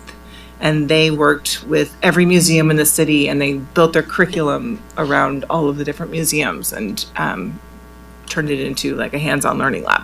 So, which I love that idea personally, but I think that with Texas State and the Meadows Center, and there's so many programs there, and the College of Education and the work that we're already doing with them through the residency program and other things, I just wonder if it might be a good time to explore that opportunity with them and see, since we have that capacity and that facility there. And I just want to clarify, it's not just Travis low enrollment, right? Rodriguez, they grew by 100 students just this school year alone. Another concern from our demographer was Crockett. Crockett is a landlocked campus where there's not going to be any growth in the next 3 to 5 years. And so part of this plan was to make sure we have students at that school, because as you see, they're projected to go down in enrollment over the next 3 years. And so if we can expand their zone to get more students inside that campus building. So I just wanted to clarify, it's not just one campus we're looking at, it's a domino effect. So again, just wanted to clarify that point. And I guess my preference would be to go ahead with the survey and to talk to parents and talk to community members and also explore other avenues. But Ms. Kane. I did have one more question. You said the middle school zones won't change. So obviously those in 5th grade right now will be going into the 6th grade campus they're expecting. Mm-hmm. But right now, if I'm not mistaken, the full elementary feeds into the same middle school, correct? So there is minor changes. Our middle school boundaries are not changing. But for example, in the Mendez and Rodriguez, so Mendez is getting some students from Rodriguez zone. Mm-hmm. So those students their middle school would change because Mendez feeds into Goodnight, Rodriguez feeds into Miller. With the move of going back to... We go back to the old way when I got here. Travis was splitting between Miller That was my and big Goodnight. question, that big Travis zone. So some of them will go to Goodnight now and others will go to to Miller, whereas Correct. right now they all go to Miller. Correct. Okay. Yeah, when I got here, Travis was capped, Crockett was capped, Hernandez was capped. And we had a robust discussion about school choice transfers and who would be displaced. Does anybody remember this conversation? Remember this. I think I Yeah, was here so that day. now I think what got us off guard with all this is the number of homeschool that we've lost. And then Idea Kyle actually has about 89 of our kids from that northern triad. They've really tried. But we can research. I actually wrote down Meadow Center. So like we can talk to Texas State. They like to move quickly, some of their people, and then we can reach out to some other people potentially. Let's see. Yeah, but just to be clear, so Travis would split Goodnight and Miller, and then the students moving from Rodriguez to Mendez, that would be effective with the middle school change. Okay. And then my last thing is not a question, but kind of along the lines of President Halsey. When we're talking to the community, I noticed all of the dates are on Tuesdays. And if someone has something on a Tuesday, it's likely that they have something the next Tuesday as well. So I would just suggest pulling one of those dates and Make it making it Monday. another day of the week. We can do that. Any other questions? Mr. I just Arredondo? wanted to echo President Halsey's comment. I mean, I'm very much interested in not moving students to address an under enrollment at Travis, but creating a draw to that elementary school. I understand, again, that there's other domino effects taking place, but I have a lot of feelings that are being contained right now that 100 current Mendez kids are going to be moved from De Zavala on like the eve of a new campus opening. So I'm just keeping those feelings very, very tight right now. Mr. McLaughlin. I'm gonna jump on that same. I did not the 100 kids. Miguel's got that covered. But I think this seems like a competent way to level out students. Like, no issue with that. It's just, to me, the low enrollment at one or two campuses seems like an opportunity for us to do something innovative that might attract students to vote with their feet, families to vote with their feet. I would at least, before we commit to this, which is always upsetting to at least a few dozen families, that we maybe look at whether there's any opportunity to do something in that regard. Thank you. Great. Thank you very much, Thank you. Mr. Fernandez. Our next item is approval of consent agenda items. The approval of minutes for the regular scheduled board meeting on November 17th, 2025, and a special board meeting on December 1st, 2025. Is there a motion? So moved to, go ahead. I'll move. Second. Motion made by Mr. Arredondo, seconded by Ms. Cantu. Any questions? All in favor, please raise your hand. That motion carries 7-0. Items for action, number 1, discussion of possible action to accept and/or reject the SLAC recommendations for library book procurement. Good evening, Board of Trustees, Dr. Cardona. Your next two items of action are related to library books. First, you'll be deciding whether or not to accept the recommendation from the School Library Advisory Committee that you approve the procurement of 729 new library books across all campuses. These books were chosen by our school librarians in accordance with the American Association of School Librarian Standards and the Texas State Library and Archives Commission's Collection Development Standards. Per Senate Bill 13, all titles proposed for procurement must be posted for 30 days. Prior to your vote, these titles were posted as early as October 28th, and we have received no public comment. Questions, Mr. McLaughlin? Question and a complaint. I really hate this process. I know the state did this to us, but I can't possibly read 729 books, and I'm supposed to somehow say that, yeah, let's bring them in. So I have questions about the process. They recommended we approve 729 out of how many? That was all of them. That was the entire, This just all that doesn't books. feel robust. This is like the blind security guard meme. I mean, This how is are what they- 729 something we want? Those are the books that came from the campus level up. So each These are the books that our librarian- people want to bring. Traditionally, librarians just kind of ordered throughout the year, but now you have to approve their orders. So we said, librarians, give us all the books you want to order in the fall, and it came to a total of 729 across all of our campuses. And so now it went through SLAC, who said, we recommend that you approve these for purchase. But they just rubber stamped it. Not a single book caught anyone's attention Not in the discussion in the meeting or the vote, right? or the vote. There was not a lot of discussion on the procurement items. Mr. McLaughlin. Mr. Arredondo. So I guess understanding that this came from like the campus level librarians, does like a list exist out the gate, or is it like, I want these 15 books, 15 turns to 709, and then it like travels up? Does that make sense? Like, is it like a 0 book list, or does it start like boilerplate? This is what an elementary school would order in 2025, and here's like 150 books.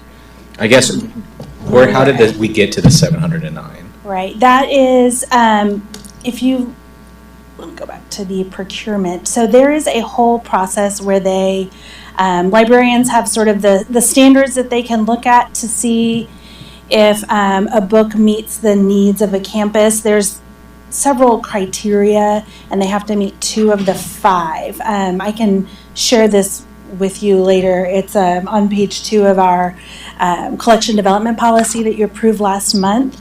And so librarians have guidance from our Texas, there's 2 organizations, from our American Association of School Librarians and the Texas State Library and Archives Commission. So there's some guidelines there. And then there's these 5 criteria if they want to get a book, and the book has to meet at least 2. Again, I can reshare that list with you. So each librarian goes through this process to propose books. They did come together as a group and talk about books that they wanted to procure. Some books, for example, one elementary may have already had the book, and a school's like, yeah, we don't have that on our shelves, we want it. So that's kind of how the list came together. Cool, and so I guess that was my question, is like, if a librarian wanted an individual book, it could be added to this list, and then it went through this process to get to where we are today. It's not just like back in the day, you could like buy a package of like school supplies, right? That was already like pre-baked and before they do school have started. publishers who contact and say, here, we have these books, and you can have a bundle, or there's individuals. And like I said, in the past, they would just on their own kind of, not completely on their own, they have their standards, but they would just order directly through their campus. And so now since you have to approve every book be purchased, we said we're going to do this twice a year, once in the fall and once in the spring. Combine your list, and then that's what went to the Slack. Okay, thank you. Mr. McLaughlin, you're looking very skeptical, but I have to say that I think that as somebody who is a parent and a lover and a reader of many books, that as a school board member, it is not my job to write curriculum, and it is not my job to teach the curriculum and to students who are not my own children.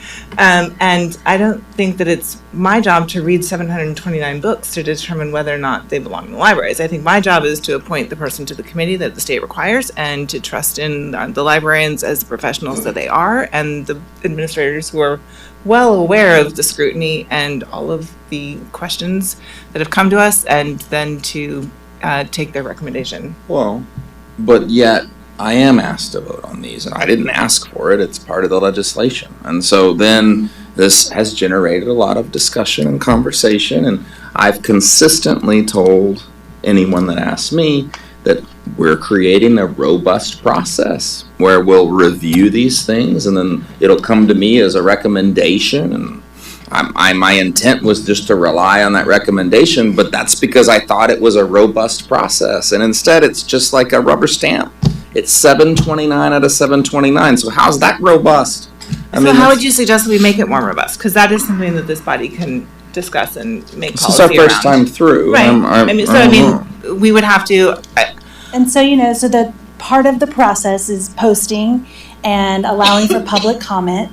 We didn't get any, you can debate why that is, if people, but that is part of the required process, is to seek that public comment. And then for the committee, they received a list of the books in advance and links to different resources that they could research. But, outside of policing how they spent their time, if they read every single book, we didn't do that. But we did try to provide them background information and time to do their research. I don't even know if they could, because today I tried to read, let me see what I can find, and because I saw the list, and I mean, I could find excerpts, I could find criticism, I could find a Reddit, but I couldn't just find the 100-page book to work through. So, I don't think the committee had any different access than me, right? So, I don't know, I don't know seems like we would have them broken up or something, and then there would be some sort of review.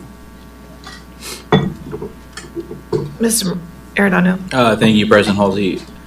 So explain to me, we approve this tonight, if it gets approved tonight, what does the process look like after this as far as these books becoming available for a student at Hernandez or Mendes to check them out? Like tomorrow, or what does that look like? They'll do their purchase order, it'll go through finance approvals, order process, delivery. So it'd be like early spring, maybe mid-spring, that these things would be available and on I would shelves? think early spring. Okay. And then you said leading up to this, there was an opportunity for like folks from Llano to weigh in on the books in our library tonight. Our community can provide feedback. There's it has to be posted at least 30 days for public comment. We didn't receive any. Thank you. I mean, I have to say that I think that we are adhering to not only the letter of the law, but the spirit of the law the best that we can in order to, I mean, we have to have books in the library. We can't let this process shut down our libraries and not allow students to have any access to books or to new books, or have teachers have access to new books. And one would certainly hope that that isn't the intent behind the law. So if that's not the intent, then if we are also required to have parents be the people who comprise the SLC, like it seemed very specific about who could and couldn't be on that committee. And so those people are volunteers. We can't reasonably ask them to come in once a week and sit in the library and read books from end to end in order to make sure that we are continuing to have a supply of books. So I feel like certainly it could be better, but I think that this is realistic for what we can do. Ms. Halsey, I Ms. tend to Cantu. agree with you. I think that at one point you have to trust the professional librarian who has been ordering books and putting books on the shelves for years. And now we're being so cautious because of this SB 13. And I think it makes everybody stop and think, did they read that whole book? Do they know what's in there? But librarians have all kinds of ways of getting information on the books. And whether they're questionable, I doubt that they'd be recommending them, considering what's going on with SB 13. So I'm going to support whatever our librarians are going to recommend. I think the parade of horribles, I mean, I don't want any of those things. I don't want no books in the library, an empty library. I don't want my appointed person on the Slack to read 729 books for however long that would take. 3 months. I just, at the same time, the 729 and the 720, I mean, there's gotta be one that's just garbage in there. You know, it's just, and I don't believe, I mean, yeah, of course I trust librarians, but there's also captured organizations like special interest groups, just like come here to talk to us. There's those on other sides that, you know, recommend a package of books, and I can't tell you that anybody's read all 729 of these. I just don't understand in the system, wherever it might lay, where the check is to make sure. I don't, you know, not necessarily worried about the excerpts being read to us, but that it's even worth reading, you know, worth reading for that grade. A lot of the things I pick up that my kids read, especially excerpts on test or something, are just awful, like terrible prose, hardly readable, probably creating poor writers from reading such bad writing. So, I mean, I don't know. This is our first time through. Just expressing my displeasure in this process. I mean, I would guess that the librarians'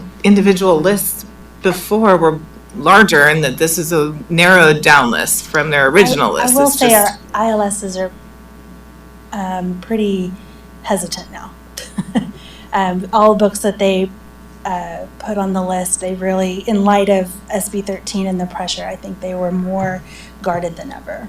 Yeah, I mean, they were threatened this evening with being arrested. So Mr. Arredondo. Thank you, President Halsey. Is there any ILS or librarian in here who can like explain the process? Nicole, come on up, Nicole.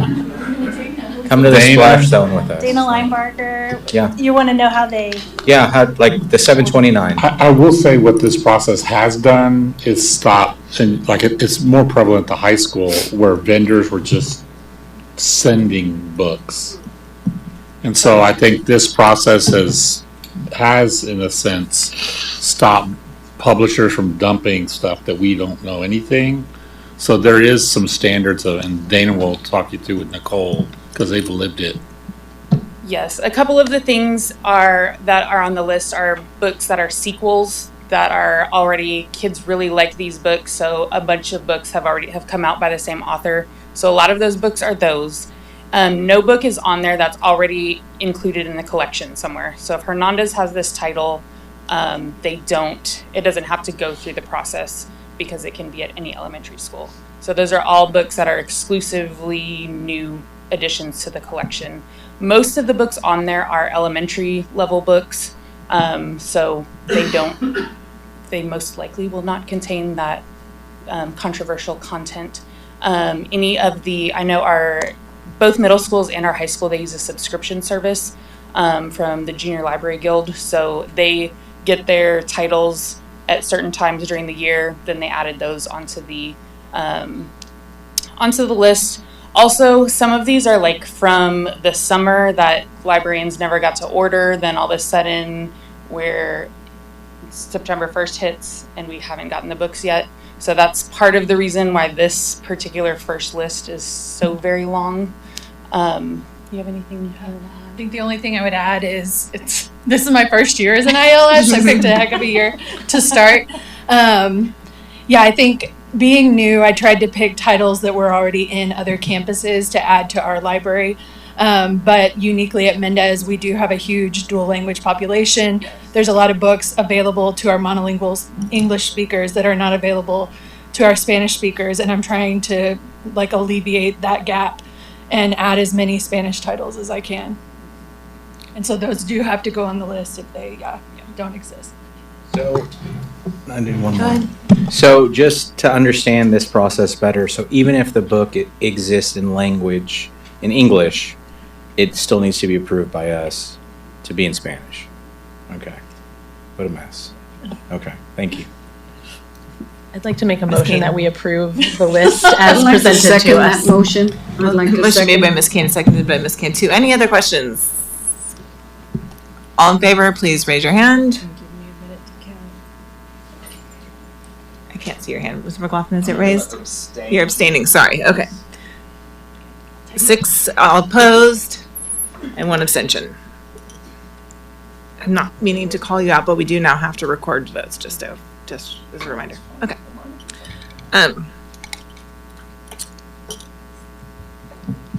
The next item is discussion and possible action to accept or reject the SLAC recommendations for library book challenges.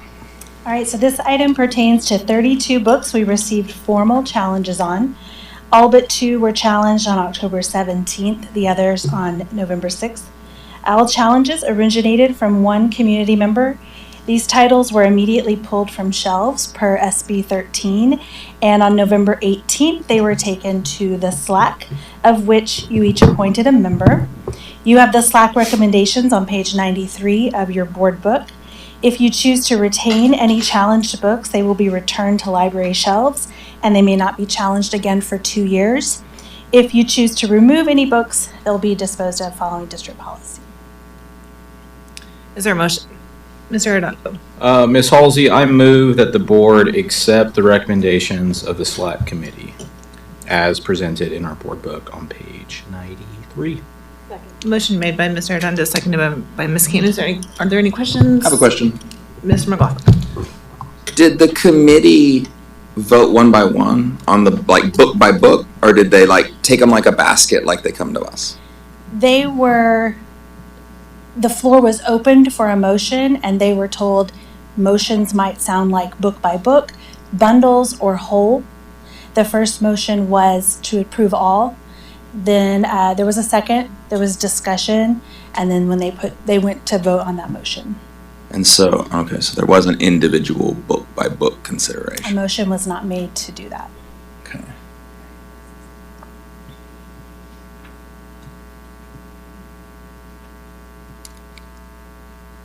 Any other questions? All in favor of the motion, please raise your hand. Ms. King. All opposed? That vote is 6-1. Mr. McLaughlin opposing. The next item is discussion and possible action to approve the participation in the 2026 Intercity Leadership Conference. Mr. Redondo. Thank you, President Halsey. So I'd ask that this be put on the agenda, and brevity is not a virtue I was blessed with, but I'll try and be brief. So every year, the Chamber of Commerce invites Texas State University, Lockhart, San Marcos CISD, and various elected and appointed officials to attend this intercity trip where we go see what other regions are doing as far as cross-jurisdictional partnerships, public-private partnerships, different things when it comes to like impacting higher ed or public school. So I believe this is like the 6th year the Chamber of Commerce has participated. I've attended in the past. I know other trustees have attended in the past. I think Trustee Shanks attended last year, his last year on the board. Typically, this was like a non-issue, but during the budget crunch, I had asked that Dr. Cardona and the board bring this to get permission to attend this year. So registration, travel, accommodations per attendee prior to December 31st is $2,200. If the board would like me to present some follow-up as I return of like what was discussed or what I learned, I think the biggest thing is we have seen in the last several years our chamber be so much more heavily involved in our public schools, and I think that is a direct result from these trips, from these partnerships, from these conversations, where whether it's Mr. Odom or others saying, hey, we need teacher externships through the chamber, or we need more participants or sponsors for events in the school district. I think the chamber has been extremely willing and participatory in those asks, and I would argue that it's because of these types of opportunities to travel together and kind of see what other I thought the regions are doing. 2,200 was just the registration. And air and travel. So it's the entire thing. Who are the two board members interested in going? It's just me. I don't know if there was another. The budget amendment says two. I just listed two in case you. Oh, okay. Were administration going to attend this, or was it just going to be board? Mr. Odom and myself are going to attend. So how many would be traveling in the group I don't know. from that we would be paying for? Since we're talking about the budget. For a year. So, yeah, just to clarify, it's my understanding that the administration would use allocated funds already in their respective budgets for professional development and travel, but since this is an addition to kind of like SLI or TASB or any board approved travel that's baked into the budget, this would be a brand new budget amendment. And just to clarify, I think Trustee Shanks attended one year. I can't think of another trustee who attended, but I know they have in the past. I think Trustee Mejia attended when she was on the board. So that's why there was two. But if there's no interest from anyone else, then if approved, it would be the 2,200 for me. So, I'm sorry, I'm a little hangry, so forgive me in advance, but I just don't know that, are our teachers still not allowed to travel anywhere outside of the state for any type of? We send teachers out of the state if kids qualify for a national competition. We have teachers going in-state to conferences if campuses have. In-state? Both. Okay, so we've lifted that. We haven't really lifted it, but if the campus has budgeted funds, they're allowed to go if they allocate their funds. I guess, I understand all of the building relationships, but I feel like if relationships really need to be built, they can be built here. I don't know that I need to go to Florida to build connections with people in San Marcos. So I'm not really too interested in this, but I mean, I'm open to hearing everybody else's opinion. I think that this is a worthwhile endeavor. I guess I didn't realize that we were doing travel for administrators and professional development at this point. I thought we were still pretty much a traveling freeze, except for when it was student competitions and such. I didn't think that administrators and campus leaders were going out on airplanes and such. But so that's where I was at, thinking that we were still in that budget cycle. But my question would be, I do think that there's merit to Mr. Redondo's comments about the involvement with the chamber and that they have become a really good partner to us. And so my question is, the chamber has a new foundation, understanding that we have serious budget limits as a public school system in this particular point. Might the chamber not be willing to help us cover the cost of those 3 travel stipends with their new foundational activities? can't- That would be my first question. So I know, I guess historically, and I can't speak for the foundation, but I'll do my best, is that I know that the money that they've raised thus far has gone to student scholarships for San Marcos High School students, right? So I think they've been recognized at numerous scholarship ceremonies that they've been giving money there. And then their only other fundraising effort was those additional funds for our Neighbors Fund for the Hays County Food Bank, which again was, I think, a direct response to accommodate ISD families who had been impacted by the pause in SNAP benefit. So I don't know what their capacity is to take on the travel cost of myself and staff, even if it is just 3 of us. But yeah, I mean, and push comes to shove, I'm happy to turn in, like, I'll miss y'all at TASB SLI next summer, but I'm happy to like give that up in replace of these funds or whatever that looks like, right? Like, I'll do the Juan Cruz training and et al. On my own if necessary. One more question. So, if teachers are not are not being allowed to fly out of state for training, if that is still the case, then we do not need to be flying board members out for training. That's the way I feel about it.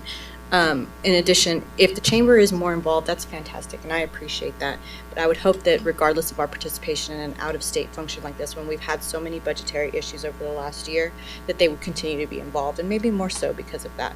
So I don't know that that's going to damage any relationships there. That's my personal opinion, and that's kind of where I stand on things right now.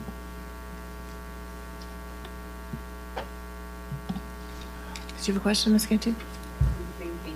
We've had a tough budget year. It's off again. We've had a tough budget year and in the deficit, we just need to be careful whatever money we're spending. Of course, always need to be fiscally responsible, but we have like $100 million budget. I think a board member and an administrator, or 2 board members and a couple of administrators traveling to something that they can get something out of is something we can certainly swing. That's like a rounding error on our budget. I understand the concern about are we treating teachers differently? So I don't know why we're prohibiting their travel. I mean, if it's something that works for and enriches their background and continuing education, then let's do it.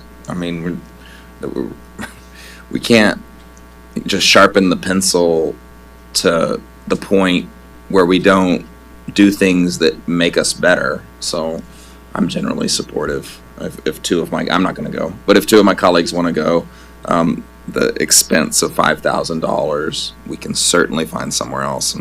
And if we need to take some board action to lift some sort of moratorium on teacher travel, then let's put that on the January agenda.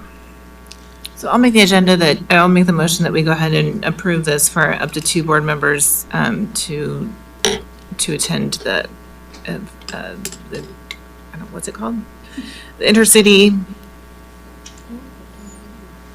Chamber of Commerce Program Conference. Second. And I'd also like to bring this back up in January where we talk about what travel is and isn't happening with staff and administrators, because that, I think, is something that we're not clear on. Well, there's certain things we have to do as administration to send our high school CTE teachers to training. I mean, we have to do certain things. So Mr. Odom's travel is federal funds, and they're not local dollars. So he's allowed to be paid. The teachers that fly out of state with the students to FFA, most recently, we covered them. But there are certain things we have to do with certain programs because their certification hours require that they go training during summer. Judging, I think I learned as part of this, if we don't go, then our kids are last in line when they're judged at an FFA concert. So we send those teachers around. We have looked at alternatives to the National Bilingual Conference was in Albuquerque. We send our teachers to in-state Texas, and Ms. Yonkers knows we just have to get those teachers trained. We have to, GT hours, that's a mandatory. So we've tried to work that budget to where we can send groups of teachers to come back when necessary. Well, I think that's great, and I think that we've done that. I'm just saying, I think the board needs to get an update on it comprehensively, because I don't think the board understands it, and I think that there's situations where teachers need to complete hours, but then there are other situations, like everybody has a professional development opportunity, right? And everybody has a professional development need, and so to make sure that we're being as fair across the board as possible while maintaining our focus on our bottom line, I just think the board should have that conversation comprehensively in January, especially as we're starting to go into the budget season. Any other questions? So we're just voting on 2 board members going, which would be under $5,000. Correct. Which we did not have budgeted, so we would have to do a budget transfer for. It's later in the agenda. It's that budget amendment is 10B4. Also, I think that I don't know of anybody besides Mr. Hernando who is interested in going, so I think that it would just be for one. For one is, But that's the motion is minimal. for up to 2, but any other questions? So we do we need to change the item, the emotion? If you were just gonna pay for one, do you need to change the motion? Sure, I'm happy to alter my motion to approve one member of the board attending the Intercity Leadership Conference. I'll leave my second or re-second, however I'm supposed to do that. I would also like to say that if the Chamber of Commerce is listening tonight and wanted to step up and fund our board member, that would be terrific. But Yeah, that'd be nice. any other questions? No. Can we ask first? No, they have a deadline They have a in order to deadline get of the this early bird month. registration. So I'm That's- sure we're that trying if the to chamber save money. feels like they can do it, they will. By doing it now. All right. Ready Any other for the- questions? Ready for the vote? All in favor, please raise your hand. Opposed? That motion carries 5-2. Ms. Viapondo and Ms. Lopez dissenting. The next Finance. item is finance, to consider rescinding the previously approved action to delegate contractual authority to the superintendent for purchase of attendance credit. We had to do this last year also because the state requires us to use very specific verbiage, and we did not do it, so we are going to rescind the previous authorization, and then we will hopefully move to return it with the appropriate language. I'll move to rescind, because that language isn't tough. I'll move to rescind the previously approved action to delegate contractual authority to the superintendent for purchase of attendance credit. Motion made by Mr. McLaughlin and seconded by Ms. Kane. Any questions? All in favor, please raise your hand. That motion carries 7-0. The second motion, to consider or act to delegate contractual authority to the superintendent for the purchase of attendance credit. Is there a motion? No. Ms. Lopez? Read this specific. She's had it. Ms. Lopez? All right, Everybody sit back. For the 2025-2026 school year, we delegated contractual authority to obligate the school district under Texas Education Code TEC 11.1511C4 to the superintendent solely for the purpose of obligating the district under TEC 48.257 and TEC Chapter 49, Subchapters A and D, and the rules adopted by the Commissioner of Education as authorized under TEC 49.006. This included approval of the agreement for the purchase of attendance credit. Motion made by Ms. Lopez. I will second it. Any questions? All in favor, please raise your hand. That motion carries 7-0. The next item is to consider approval of the 2025 Comprehensive Financial Report. We do have our auditor here today. We had the report presented last month, and he is back today because they were able to certify. Good evening, Dr. Cardona and Board of Trustees. So we did get the OMB did give us the compliance supplement so we can issue a single audit, which you do have within your financial statements. That was the major item that was holding us up. There was a minor change within your financial statements for your fund balance. It did actually increase about 90,000 in the general fund and about 45,000 in the debt service fund. This was due to some more information we got from the tax office and had to do with your taxes. Sorry, had to do with your taxes receivable. So this was an increase to your fund balance from the previously reported financial statements. So I'm happy to answer any questions. You guys have gotten the presentation before, so I'd kind of keep this one a lot more brief. I don't think this is I don't know if I'd say this is a question. This is a complaint. Not really at you, but collectively. The way this came to us this year, I hope we can do better next year. Y'all got us a draft version a month ago, and then you came and presented, and then in our board book, there was a different draft version of a month later date. And then today, when I got here, there was a final, which I appreciate, one you can sign, but I don't want to read 3 of them. I mean, I really just want the final. Sure. Or if you are going to send me multiple drafts that change over time, if you could track a change, that'd be useful, because I got one out on my desk and one on the computer, and I'm trying to see what I'm missing, and Right. I'm paranoid, so I think you're slipping something, I don't know, so I got to look at everything, and it was just, the process was less than I would like. So if it could just come to me in a final, but I could get it a week ahead and read it, then I think I'd be a better trustee. Yes, sir. Yeah, All right. and I think it was mainly because of the OMB compliance supplement not being out, couldn't issue, but we did want to present that to you guys back in November. But because we still had that window open of not finalizing the report, we got a little bit more information from the tax office that required us to actually make that change. I understand why it happened, but I think at least me, I would have been fine if if it just came this way. The early preview, we weren't under the gun to approve by a date certain. So anyway, that's my complaint. Thank you. But you're a rattler, right? Yes, sir. So it's all forgiven. Yes, sir. I'm just saying it out loud. Any other questions? No, I already asked my question before. I sat with him and asked him some questions. Great.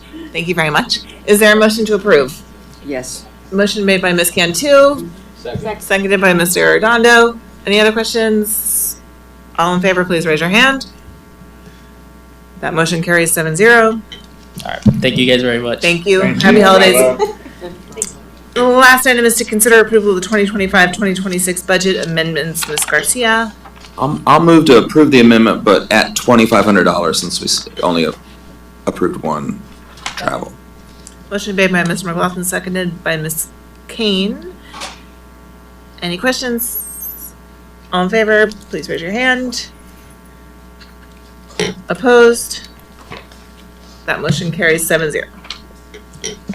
Move to adjourn. Motion made by Mr. McLaughlin, seconded by Ms. Viapondo. All in favor, please raise your hand. Thank you very much, everybody. Have a great holidays. Be safe. Thanks for all your